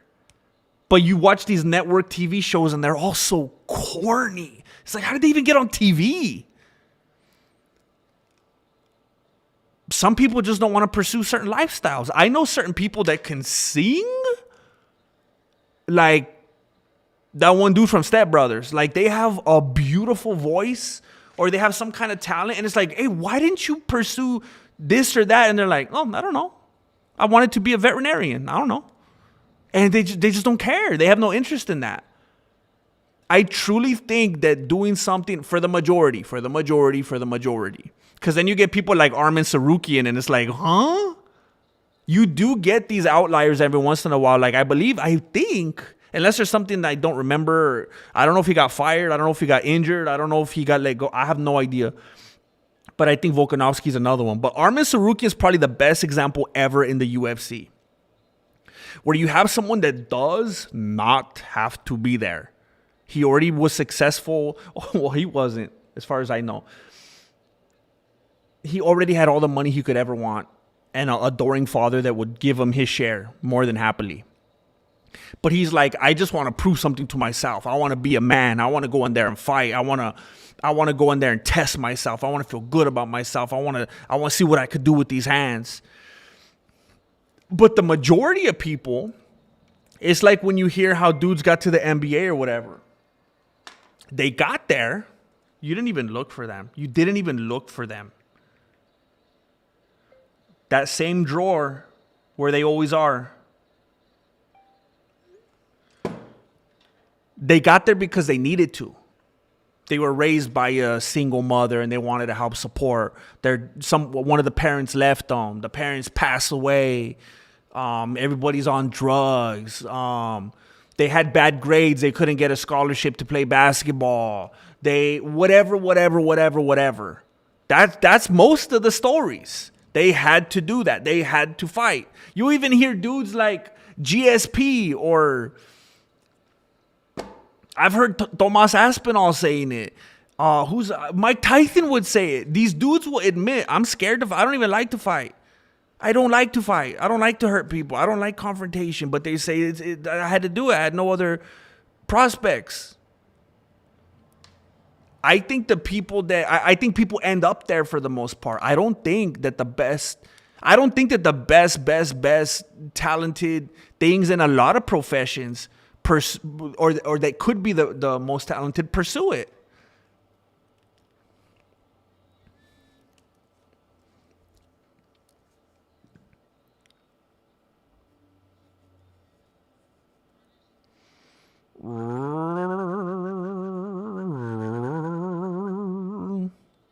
Randall McDaniels. So long story short, it came up. It was unearthed recently that Morales actually had a loss that a lot of people didn't know about back in 2017. And long story short, he threw a big tantrum and they took it back. And they said something like, if we would have known about it then, we would have counted it and it would have stood. But because some changes that happened since then and now, we're going to go ahead and take it back off, which doesn't really make a lot of sense. That's kind of weird. But they were referring to this fight that you're seeing right here next to me. I put a photo. This is Michael Morales and the dude that he was with in 2017. And Tapology was referring to this matchup right here. And they were saying this was a loss. You and this dude, I don't even remember what the dude's name was. And Morales said, "Excuse me?" He says, that wasn't a fight. He said, that was a date.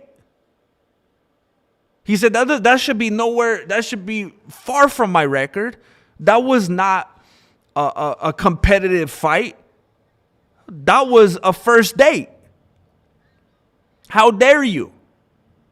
Who got into my camera roll? And he threatened to sue. And they took it down with the quickness.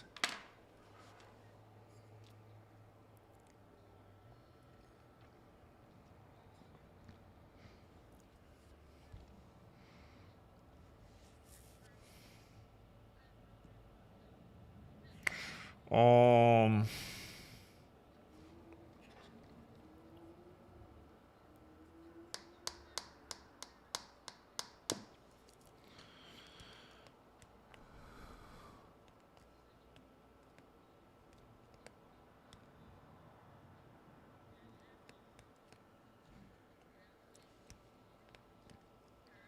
what martial arts actors do you think would be the best UFC MMA fighters?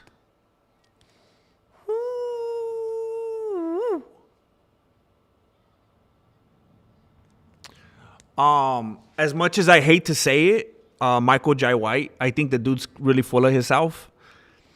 But man, the martial arts, I'm so sick of the martial arts being disrespected.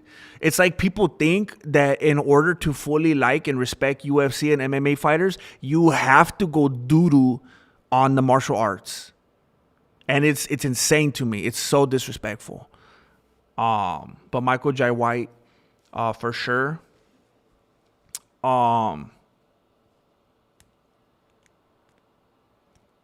mean, and this is no particular order because Bruce Lee will be number one. Serio. And I think if anyone says otherwise, they're just being a hater or they're trying to get clicks. Well, how come Bruce Lee never fought? How come he never got... Oh, because he made way more money. Way more money doing what he did. Because he's not stupid. You don't think if Sean O'Malley could make millions of dollars being like in comedy movies with Jonah Hill, you don't think he would do it? Like, there's all these UFC fighters. How many UFC fighters have been in movies already? They obviously enjoy it. They like the attention. They love the money. Imagine if they could be in a string of them. Bye-bye UFC. Just like when people leave to go boxing because that's where the money's at. I can't stand the Bruce Lee. Hey, how come he never fought? Because he was a genius. And he's like, if I fight, but on camera, I'll make like stupid X times the money.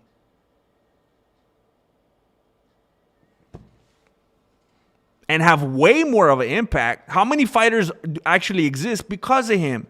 He didn't even have to fight, and he made like the biggest impact on the fighters and the martial artists by not even getting in the cage.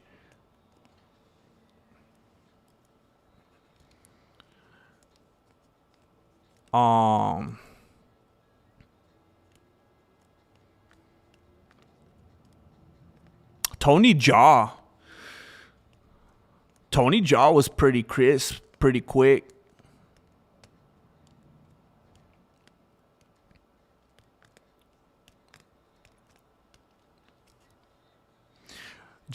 Jessica has an amazing voice saying gospel for years. That's what I'm saying.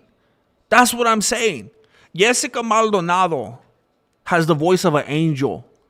And you don't see her all emaciated and throwing her life away and looking all on the brink of death, starring in Wicked. She didn't pursue that lifestyle.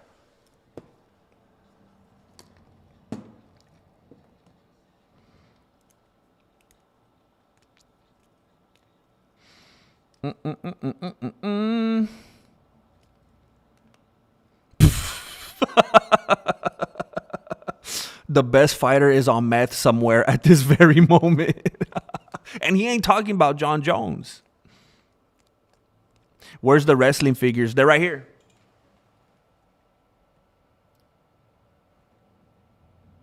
They're right here, and they're right here in all of our hearts. In all of our hearts. And you know what? We got some new monos. We got some new monos that the homie ARJR made. Specially crafted. This was welded together. Every single piece that you see right here before you was welded together. That's me and my primo Flaco. And we're putting hands on the YouTube algorithm right there. You can see that I kicked up my chancla. He's eating my chancla right there. See, it's all bloody. And then you got Flaco right there with the nun chanclas. And we're defeating the algorithm. I've known some meth heads that could throw down with the best of them. Dang. Absolutely. Who did Dana threaten or pay for that loss to be overturned? For real. He needs Morales to be undefeated right now. Plenty of us out here training, but we don't want to fight. That's okay. I'm saying there's a lot of people with that Mr. Miyagi mentality. You know, you don't need to go out there and sign on a dotted line and you know, cut weight for a long time to, yeah. Anyway.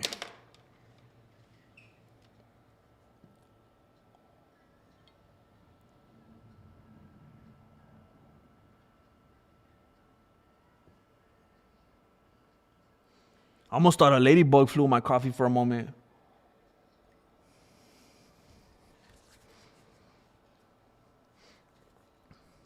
Jackie Chanclas could have whooped Henry Cejudo. What are you? Jackie Chan was an acrobat, man. I'm talking Walker Texas Ranger putting paws on James. Chuck Norris was formidable too, for sure. For sure. Jean-Claude Van Damme. That dude was built, man. He was built. He was a solid dude. But I feel like we just always saw him moving in slow motion, you know? And with the instant replay, I feel like we never really saw his fast twitch in motion, you know? I don't know.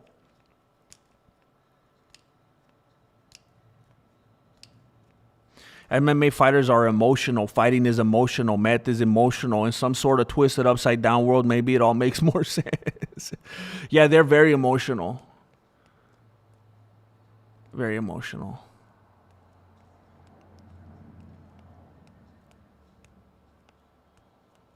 Heck yeah, right in. We chill all the time. We chill here like every evening, man. Is this the first time you've been here live right in a while? We stream every single day, bro. I stream here every single day. It blows my beanie. Like somebody came in last week and they're like, hey, bro, I haven't seen you in like 5 years. And it kind of made me happy to know that the algorithm actually showed somebody that we were streaming. So that's good to see. Oh, snap, Juice Box with some Illuminati activity, bro.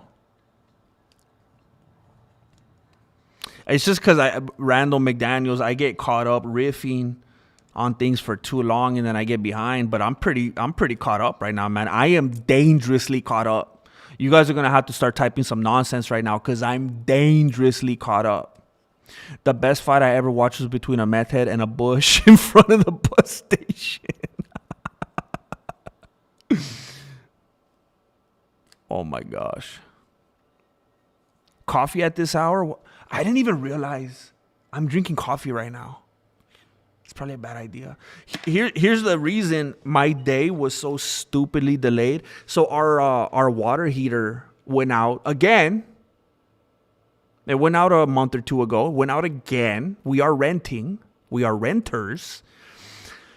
It went out again.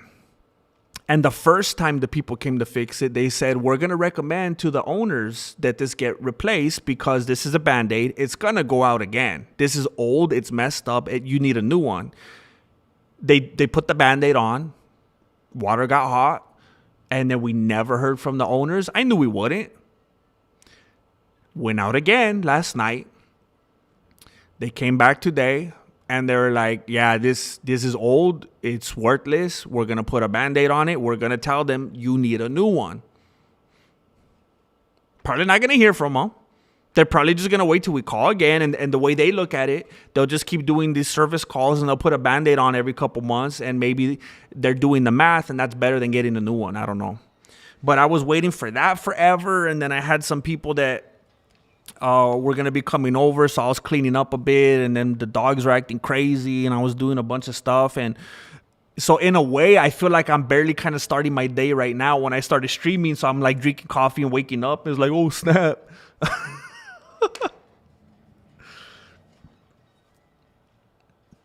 Jane Caulfield with the legendary emoji right there.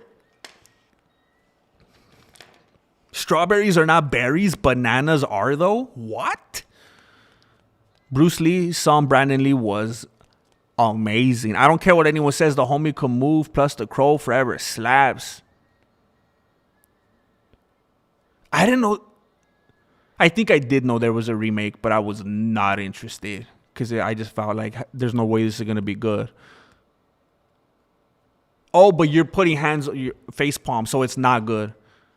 Or wait, the face palm is confusing me. Are you saying the remake is no good?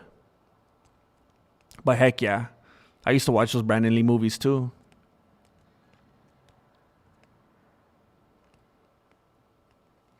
YouTube is now. I've seen that. I've seen people that should be in movies and they can't get more than 1,000 subs. Yeah, it's not talent, bro. It's not talent. It's all about consistency. I see people with consistency and their content is doo-doo. But consistency rules all.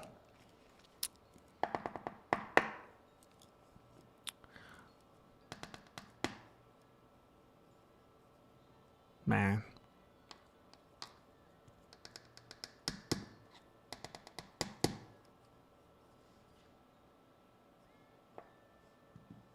Are you talking about this fight, Angel Padilla? You talking about this fight?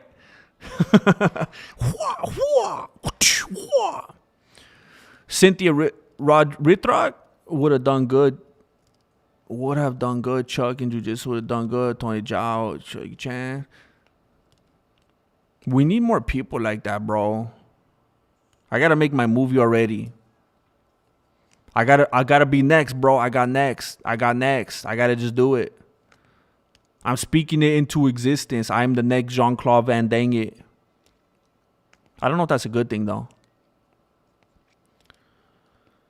I think they're going to do it, Adrian Solis. I said it the other day. I think it's all going to culminate at the White House. They're going to throw it down at the White House for the inaugural Legends Championship title.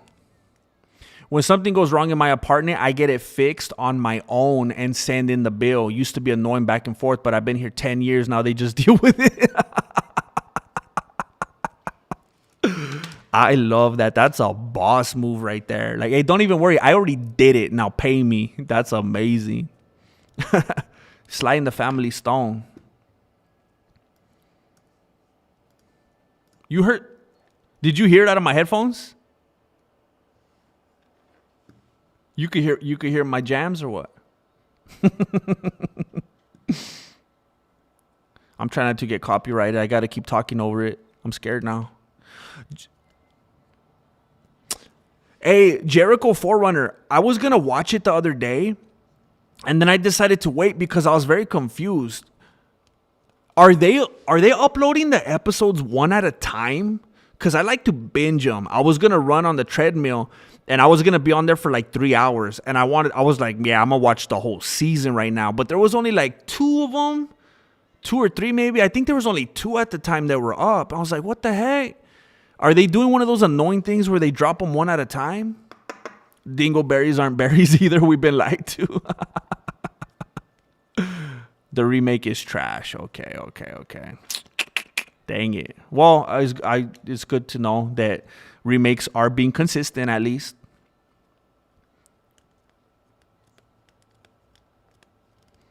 I agree with that, Soren. I agree with that. I never loved Jackie Chan movies because I always felt like he was more of an acrobat than a martial artist. But it does take all those things to be a good acrobat. So if you apply it to something that you're doing, yeah, you're still consistent to me. Yeah. I don't know, man. Maybe all this streaming that I've been doing is making people finally watch all the old videos. I keep getting comments on a bunch of old videos, but, you know, whatever that means. The tapping is reminding me of my students, GM. Do I keep going like that? Do the students do that? Oh, my gosh. I apologize. I'm bringing you trauma. Al Furious. It was a blessing to be in your presence tonight, bro. Thank you for being here. You have a good one. Jackie Chan is a glorified stuntman. That's how I feel. But he does have that cool Jamie WB cartoon was. Oh, I never watched that. I never watched that. Someone told me about it a while back. I be seeing you with the YouTube feature tag, homie. I'm begging you guys. I'm begging you guys right now. And if it's still on there, Meeks Lays All, could you do this for me?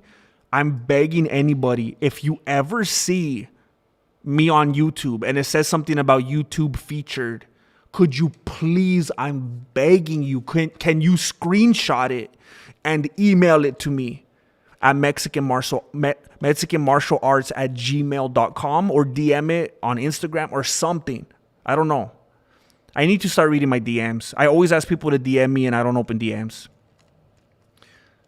I think I'm more likely to see an email, but I have no idea what that means. I've had a few people over the months tell me, hey, it looks like you're YouTube featured, and I don't know what it means. I Googled what does YouTube featured mean. I went on YouTube and I searched in YouTube, Google YouTube featured. I don't even know what it means. I don't know what the significance is of it. It makes me happy. It must mean something good is happening, but I wish I knew it. Like, I don't even know what that looks like. I don't know what the tag means, but thank you for telling me.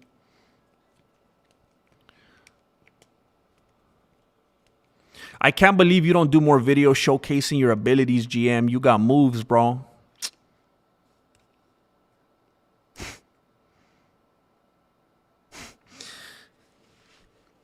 It feels crazy to hear you say that, bro, because, like, I feel like over the years, I kind of just gave up on myself. Like, it's almost like I forgot who I was or something, because I got so used to just sitting down and being the funny guy, you know? It's like, wait a minute.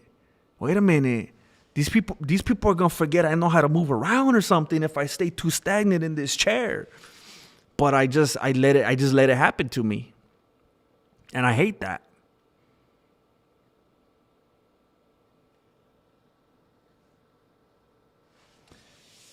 But it kind of did something to me just reading that right now, loyalty in this business. You're reminding me who I am, bro. Remember who you are. Thank you, man. I should do some more stuff like that. I'd make shorts every day, throwing high kicks and everything. You know what my problem always was with that? It's like at the same time, I don't want to do anything if it's not funny. Like, everything just has to be like, what's funny about this? I have to make it funny. Unless it's something like crazy impressive, and that itself makes it funny, because people wouldn't expect it from me, and they'll be like, what the heck? Was that real? That part's funny. Grandmaster, you are the OG of MMA channels. Don't take that. I'll go personal. I can't get views on the vids I actually put effort into. Me either, bro. And I didn't realize until like a few months ago that I am the OG of MMA YouTube. I had no idea. Until I heard people start saying it, and then I looked it up, and I was looking up a couple of the other channels that I thought might be contenders, and I found out that I am in fact the OG, and it's crazy, bro. But it does feel kind of pathetic also, because it's like, oh, well, then how come he's not doing way better?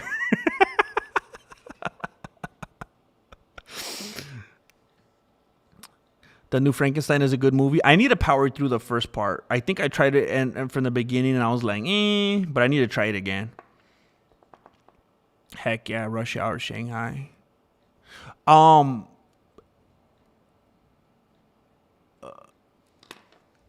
don't think so, because I don't even know who Sonny Chiba is.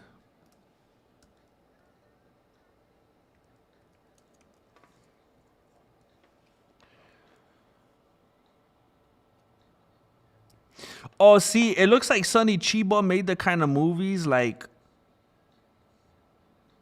See, like these old movies that he made. Street Fighter, Shogun Samurai, Key Hunter, Shadow Warriors. It looks like he made the kind of movies that I'll just binge like on Fight Pass, and I wouldn't even know that he made them. So I don't even know, bro. I love all those old corny kung fu movies. They're hilarious, bro. Um, this guy was before Guru. You know what made me feel sick one time? And look, I think, yeah, I say it too often. I hate talking about it. People always bring it up. It's like, I think they always want people to beef, just have something to talk about.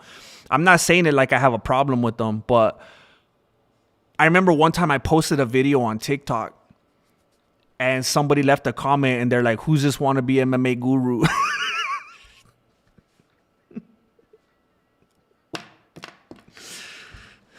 Yeah, I'm like, bro, I was making videos when this dude was searching Amazon for which beanie he wanted to purchase, bro. Never disrespect. Never disrespect. And you're still my boy. I used to watch this guy and the Swedish guys. You're embarrassing me, Juice Box. No, I'm just playing. Who's the Swedish guys?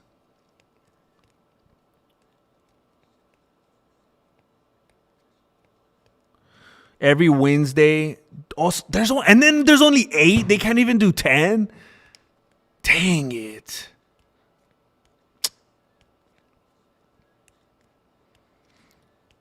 I'm kind of torn right now because I'm so hungry right now. I should eat some of these nuts.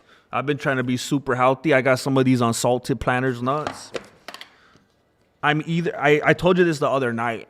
I feel so hungry right now that either I'm going to take advantage of it. You know how it's real good for you to work out when you're on like an empty stomach? So that Angel Padilla probably knows what I'm talking about.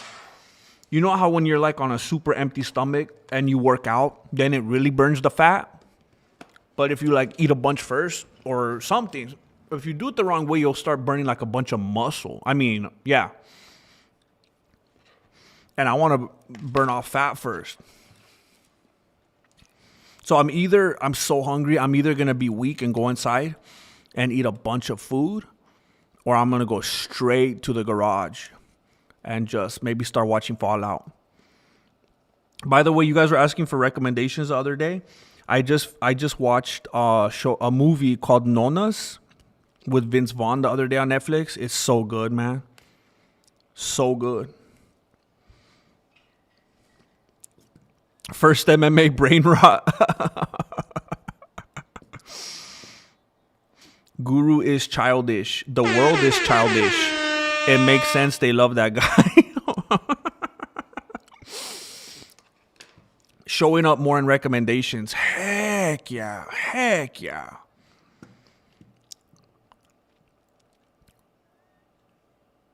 If I ever win the lotto, I'm giving Grandmaster like $2 million.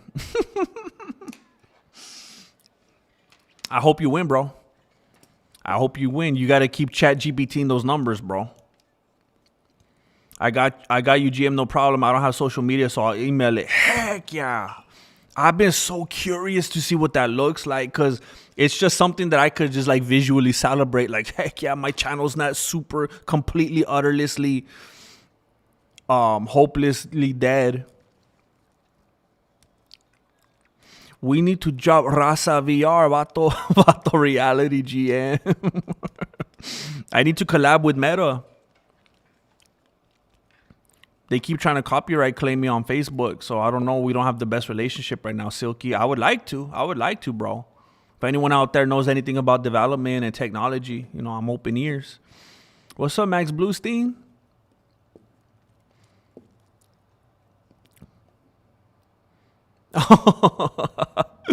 Bro, Angel Padilla, I was so desperate to just.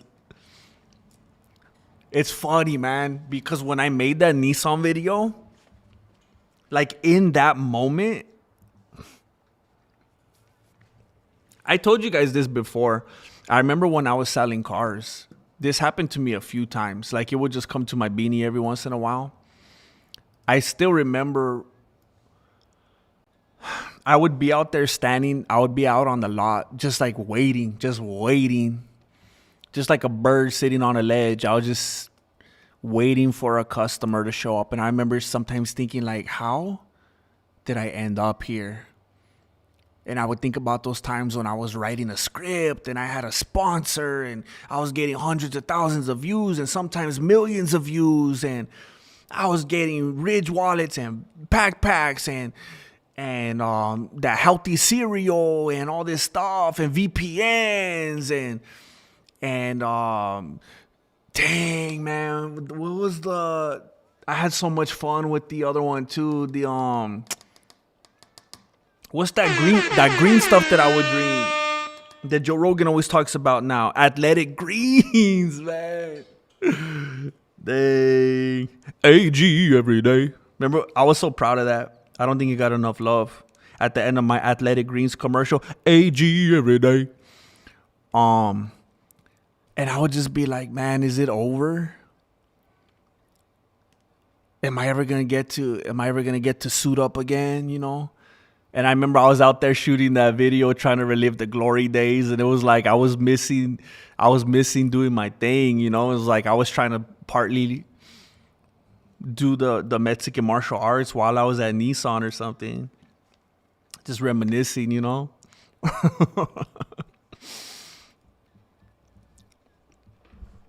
Oh, what the heck? I almost unplugged my whole thing right here. Uh-oh. I think I did unplug it. 1, 2. Can you hear me? Oh, snap. I almost dropped my whole computer right now. I stepped on a cord.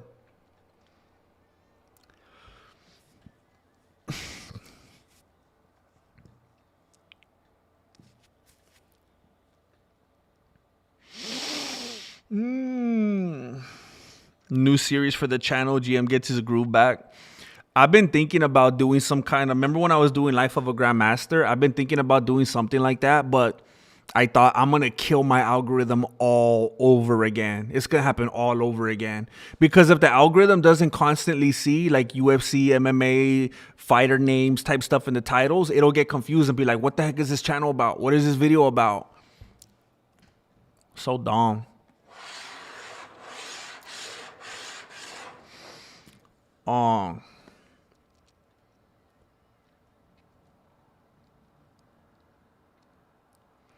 Put your favorite kung fu movie in the chat.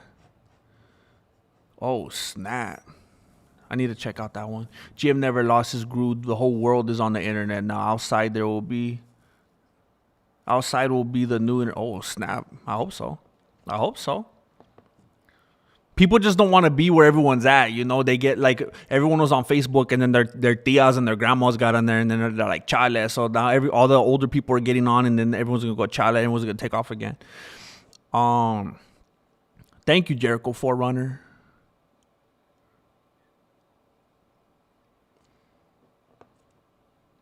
I just don't know what the tag means. Getting the YouTube rub, rub a dub, homie. We know who wore the beanie first. Heck yeah.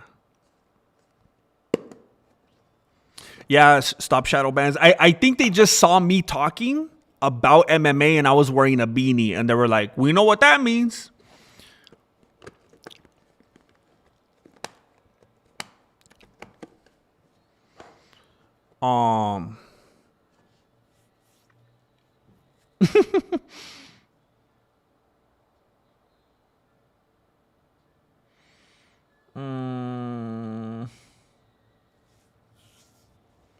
Heck yeah, Jay Smith says I did it. My first piano tutorial on my channel.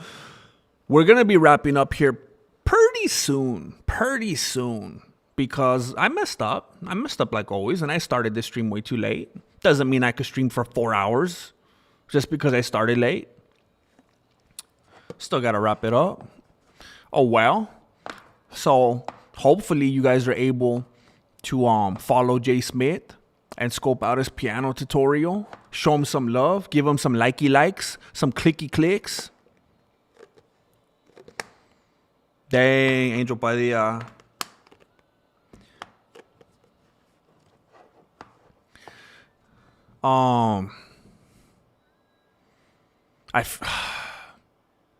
I feel like that's something that there's two things to be completely transparent. One of the things is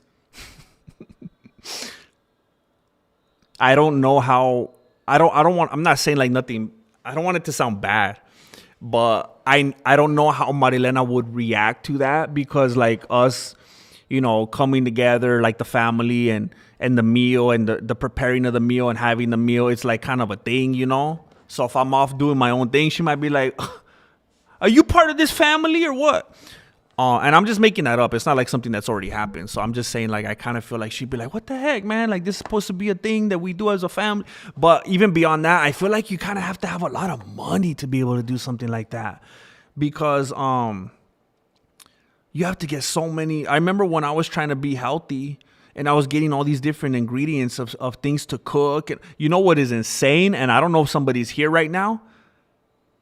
Someone named Nathan Malvin just commented and said, "This video cracked me up, man," and put a laughing face. Slick moves too. And it's on my spinning bar training tutorial. That's insane. I don't know if someone's messing with me because you were just saying I should do more stuff where I'm showing like skills and actually technique and stuff. And somebody just commented on my Inner Life training bar, the boxing spinning bar tutorial. That is insane. That's like Matrix type of stuff right there. But I remember I was trying to eat healthy and I'd buy all these different things. And it was like, man, it's cheaper to just eat out every day.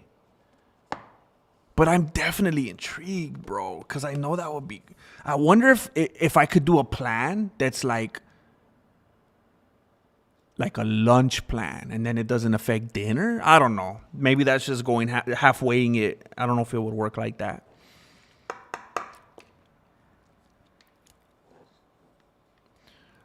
Uh-oh.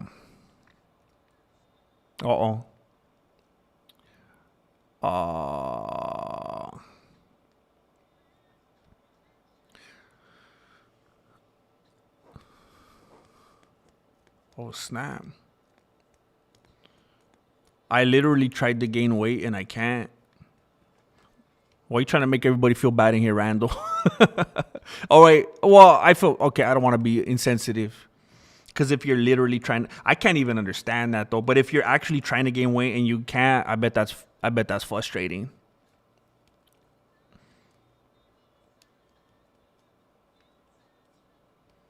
I've never seen that. Leaving Las Vegas. I've never heard of that. No turning back, bro. Heck yeah. Keep that momentum going. Keep it going, bro. I wouldn't tell anyone I won, but there will be signs.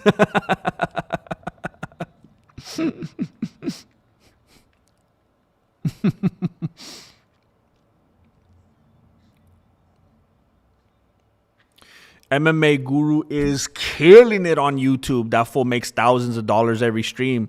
I believe it. I believe it.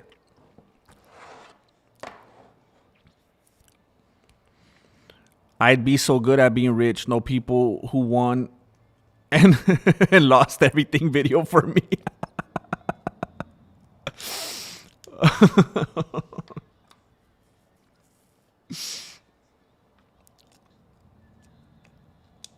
What? How's it going, Jim? How far are you on the movie script? DJGQ1007.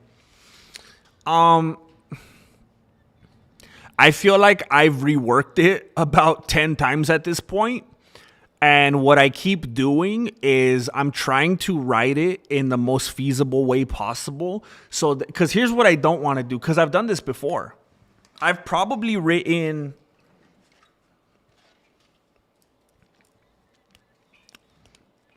for sure 2, maybe 3,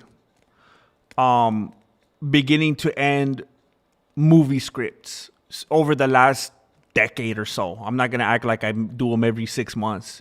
I've only done 2 or 3 in about 10 years.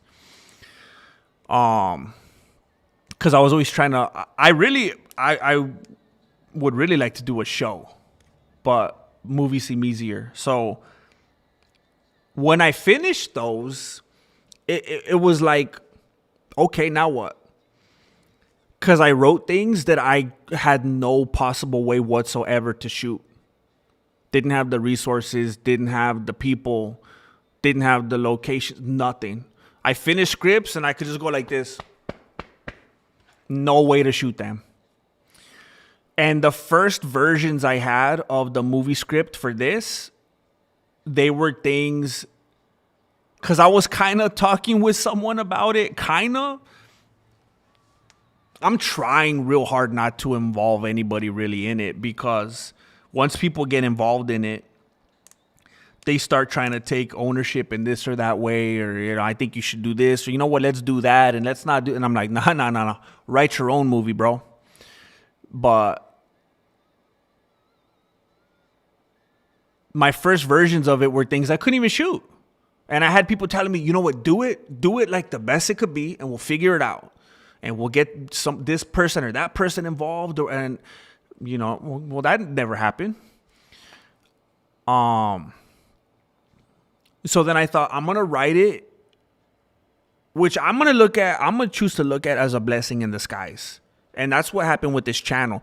The most success I ever had on this channel, the most views I ever got on this channel, was when I had my beanie against the wall, and I had to figure out how to tough it out on my own, and I had to teach myself how to edit and just figure it out, sink or swim. And I had this crude type of editing style, and it worked out. I found my own path. And I feel like I need to script the movie so that it's as bare bones, you know, as bare bones as it needs to be for me to be able to shoot it with like no significant help from anybody, while still being good, of course. Like the story, the dialogue, the concept has to be good, and it has to be something I'm able to execute on. So that was my long-winded way of saying I could have been done. I could have been done like 2 times over by now if I had just kept going the way I was when I first started it. But it's been like done from, and it's at this point it's not even tweaks anymore. From when I first started talking about the movie a couple years ago,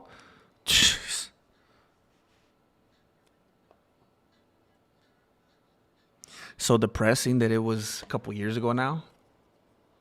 I thought it would have been like out like a year ago. Since then, it hasn't even been tweaks. It's been like it's unrecognizable, just from like not even a single line that's the same. I would say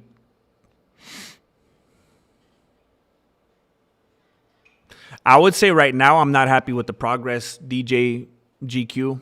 I have a document with a ton of notes, and then I have like a Venn diagram type of thing of what I want to see where, and who's in what parts and what things need to happen, and different like little vignettes of stuff that I think will be funny that I want to do and that I got to figure out where to put. But I'm really, really discouraged right now. It's kind of a Frankenstein right now.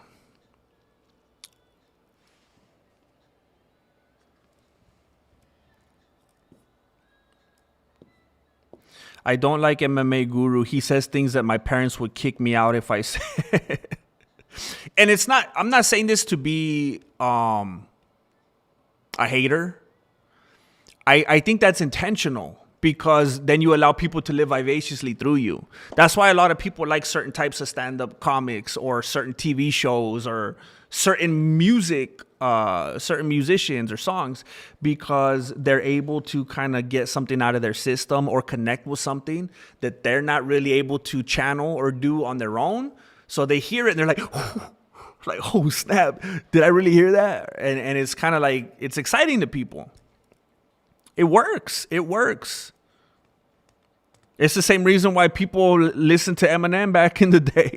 It's like, did he really say that? Did you guys hear that? That's crazy. I'm going to text this to my friend. That's insane. I can't believe what I just heard. It works. It's not a bad idea. I was watching you so far back before kids, and now I'm on my kid's profile watching you again. Let's go.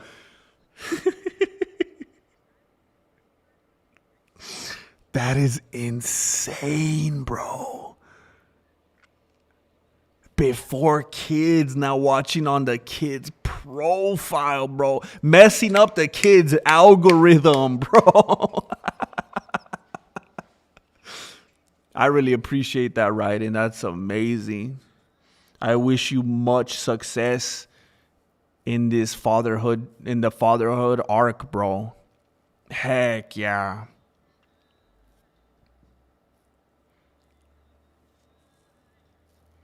Man.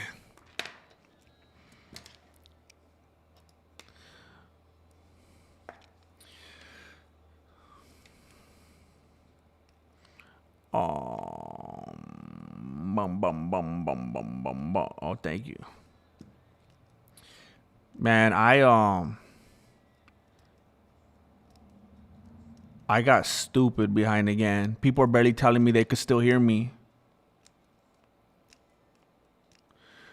I never realized who wore the beanie first. You gonna learn today.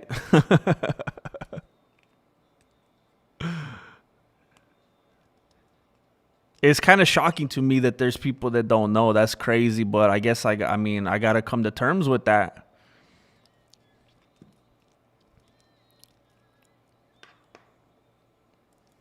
Um,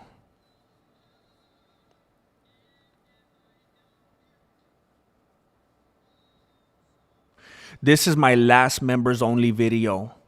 My gift membership expires. Sorry, I don't have money to join. Thanks for the laughs. Heartless Steve, I'm so glad that you had a window of time that you were able to be a part of it. I appreciate you very much. I'm glad that you're here. There's people who get blessed with one and they don't even know how they got it. And they don't even show up and they don't even care. I'm glad you're here. And bro, I know what it's like to not even have 99 cents to join something because it's like, I can't justify that. I can't even pay this. How am I going to do that? I get it, bro. I hope that you still stick around even after and that you're gifted another one. If you just stick around and you're in the chat and stuff, hopefully you're blessed with another one because people are always throwing them around like crazy. After this stream, at some point tonight, I already have it uploaded. I pretty much just need to click publish. I have the members and the Patreon video going live, so there'll be at least one more for you to see. But I hope we still see you around here, bro. Great Bapalini, what's up, man? What's up? Yeah, it won't take long. It won't take long until you get gifted another one with the generosity in here. Dang, Billy the Kidder like that. Collective consciousness, that's crazy. Oh.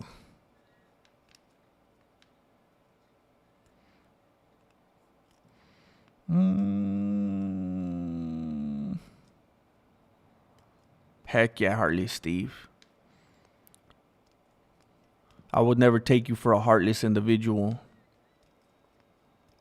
The only way I could gain weight is by gaining muscle. I wish I could just gain fat. What? Why don't you want to get muscle, homie? What you talking about? Jim, I'm still running for homeless guy number 2 in the movie, right? Heck yeah. Or any lateral move. Any lateral move, bro. Any lateral move. It could be homeless guy number 2. It could be the dude that sneezes in the diner. It could be the dude that sneezes in the diner. Bro, you could be the dude that sneezes in the diner and I don't say God bless you. And then that sparks up a heated debate between me and Flaco.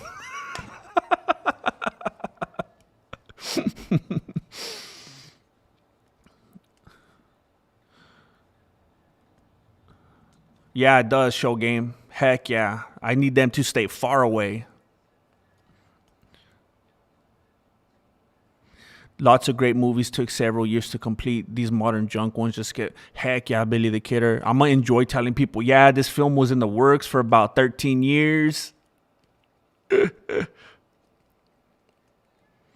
Could you try and compete in the short films? Maybe film like Blair Witch Project with a small budget?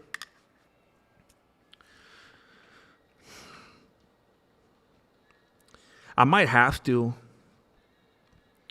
I'll be honest, it's kind of painful for me to put, like if I'm going to do something, it's like I want to go all out and I want to make Like what's the typical, like I want to make a minute, what is it? An hour and 20 minutes, hour and a half, whatever the typical runtime for like a old school comedy is.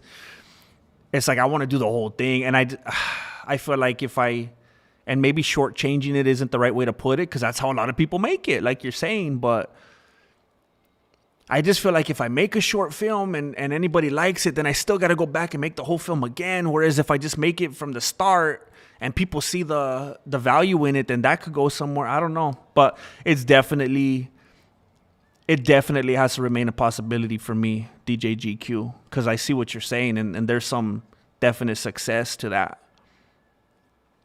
Potentially. They always mess up everything, Shauna Rain. AI and CGI and all that's so stupid, man.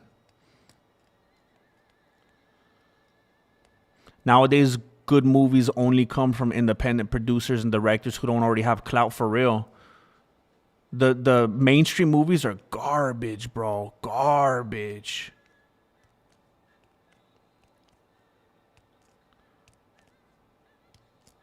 What the heck?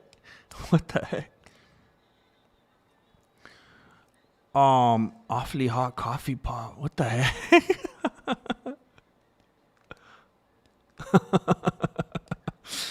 What's your favorite Scream movie? Are you excited about Scream 7? There's no way it's already part 7. How did I miss all the other ones? I think I saw the first one when I was a kid, and I don't remember anything about it. And I always used to confuse it with Scary Movie over the years, and I forgot that Scream was like an actual movie. If I remember correctly, though, it was like crazy clever, and it had some crazy twists, and it was good. I would imagine that I would think the other ones are pretty cool if I actually watched them. I happen to miss them. I didn't avoid them. I don't hate them. I don't have anything against them. I just happen to not go down that path. Nah, for real, if you don't drop a bless you reference for the movie buff truthers, I'm going to be bummed out. All right. GM presents Mexican Piñata Project. Heck yeah. I was saying that not that long ago, Dustin. That was the time, bro. That was the era. It took like 6 years for Ben Stiller to finish the script for Tropic Thunder, just the script alone. Heck yeah. That makes me feel good. That makes me feel good, bro. Heck yeah. Heck yeah.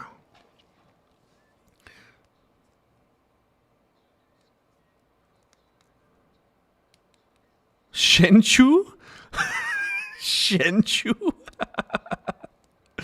Part 7 brings back Nev Campbell. And we've spoke of this before. You know what, Angel Padilla, the other day when you brought up Nev Campbell, I pictured Naomi Campbell. And when I Googled it, because I wasn't 100%, I was like expecting to see her. I was like, all right, Angel, I see you, Angel. And I was surprised. When I saw Nev Campbell. But then I remembered her face immediately. He was working on the script as he was doing his Hollywood movies, and then he finally got it done and made it. So that's like me working on the script piece by piece, brick by brick, rung by rung, like George Jefferson, as I'm trying to do YouTube. Come on. What we watching on Patreon tomorrow? Can we get a community post promoting it tomorrow? We need more vatos to enjoy the best part of the vibes. ARJR, if my day wasn't such doo-doo today, I would have taken more time to even promote it today and even put it up here on the screen. Instead, I put Michael Morales when he was on a date. Tomorrow, we're watching Airplane. It was voted. Angel Padilla was the anonymous victory winner. And yes, I need to post it tomorrow. Yes. I refuse to let anybody get in the way and ruin my day tomorrow. I'm gonna get a lot of things done tomorrow. I'm gonna make a list. I'm gonna make myself a list. When I make a list, it's over. The moment I make a list and I start seeing stuff to check off, I'm all depressed if I don't check it off. I'm gonna be checking everything. I'm gonna be super productive, super prophylactic. Thank you, Kaimon.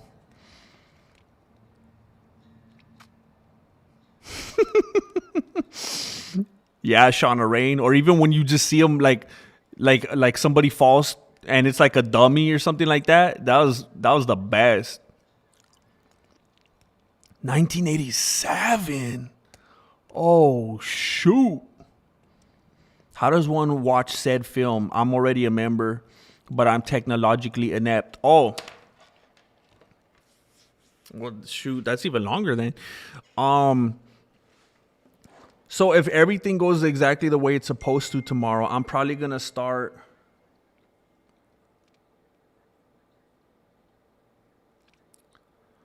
Oh my gosh.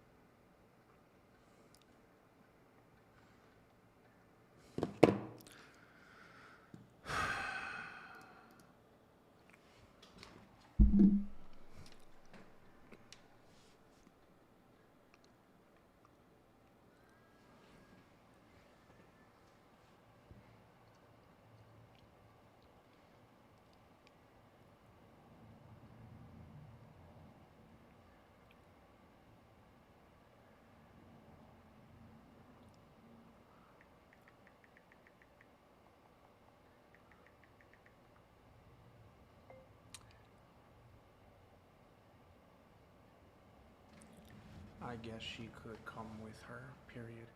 Are you going to immediately shut it down if she starts trying to talk about going with her in the morning? Question mark.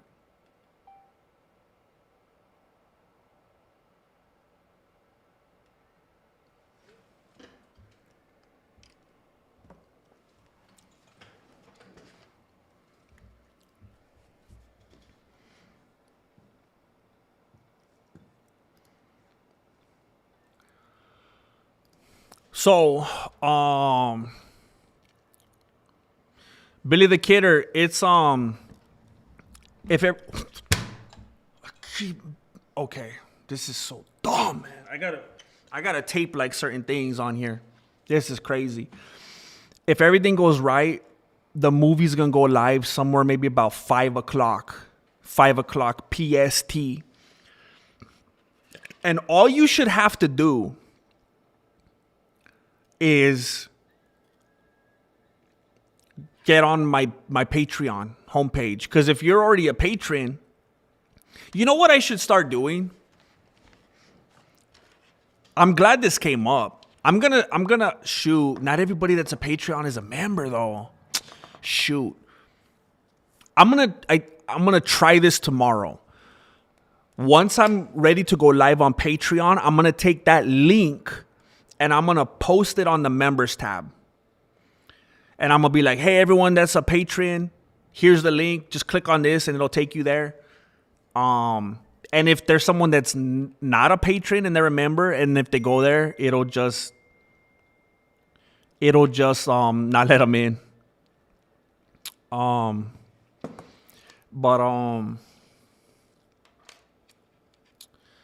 I'm going to do that. And then from that point on, maybe it'll get even easier and it'll look more user-friendly on how to get in there. Hopefully that works, Billy the Kidder. So to make it even easier, you just got to set notifications on Patreon and click. All right, cool.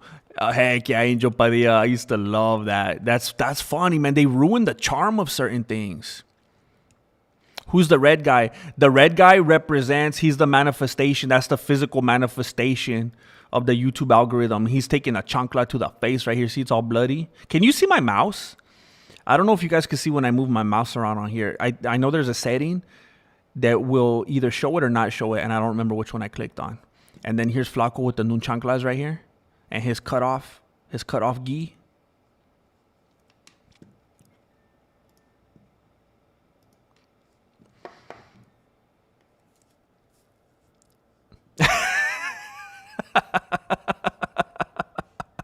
Thank you for your support, Angel Padilla.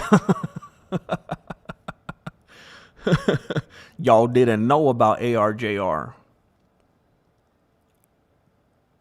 on the Beast Coast. Man, I'm sorry to hear that, Billy the Kidder. That's so annoying that you weren't able to get in there. Yeah, I'll share the link. Okay, I'm glad to hear that, come on. I think the link will make a big difference. I'll share the link, and then all you should have to do is click on the link, Billy the Kidder. Don't expose, Jay Smith. Don't expose.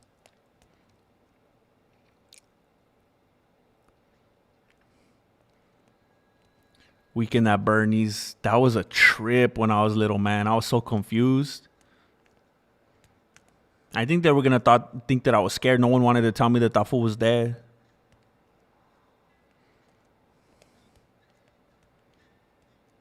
No mouse? Dang it. Well, I guess that's good. Normally, I don't want the mouse in there. But today, I wanted it to be in there because I was trying to show you something. Maybe I should change that. But yeah, that'll be fun, bro. All right, I'm going to dip out right now. Hopefully, I have some willpower. And I'll go get on the treadmill, do some deadlifts, burn some calories, so that tomorrow I can have some pizza for the movie night. The Swedish guys were the MSB Mipe Sports. What's MSB? We're the MSB Mipe Sports. I used to hear about Mipe Sports, but I didn't really know what it was. I'm not trying to disrespect or anything. I guess I just didn't hit that part of that corner of the internet. They probably didn't know who I was either.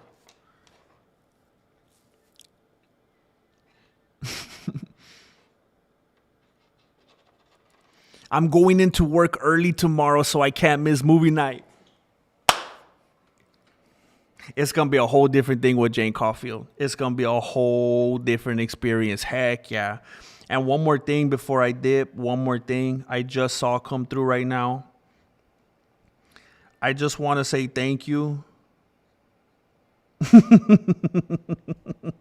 I want to say thank you to someone lurking. Some generous soul that is lurking.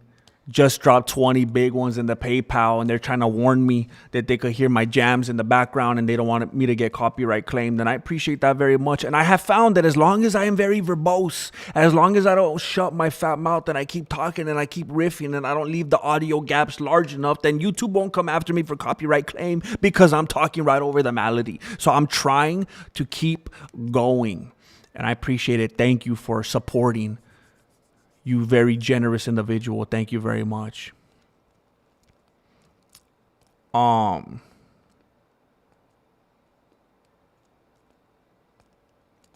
they're still up. I'll check some of them out because I've heard about them a lot. Peace, Jericho Forerunner. Everybody be safe out there. Have a great evening. Be good to yourselves and to those around you. Don't get road rage. And I'll see you mañana. Oh, by the way, never Billy the Kidder. After this video, I'm actually gonna publish the Patreon and members video and a short that I already recorded earlier.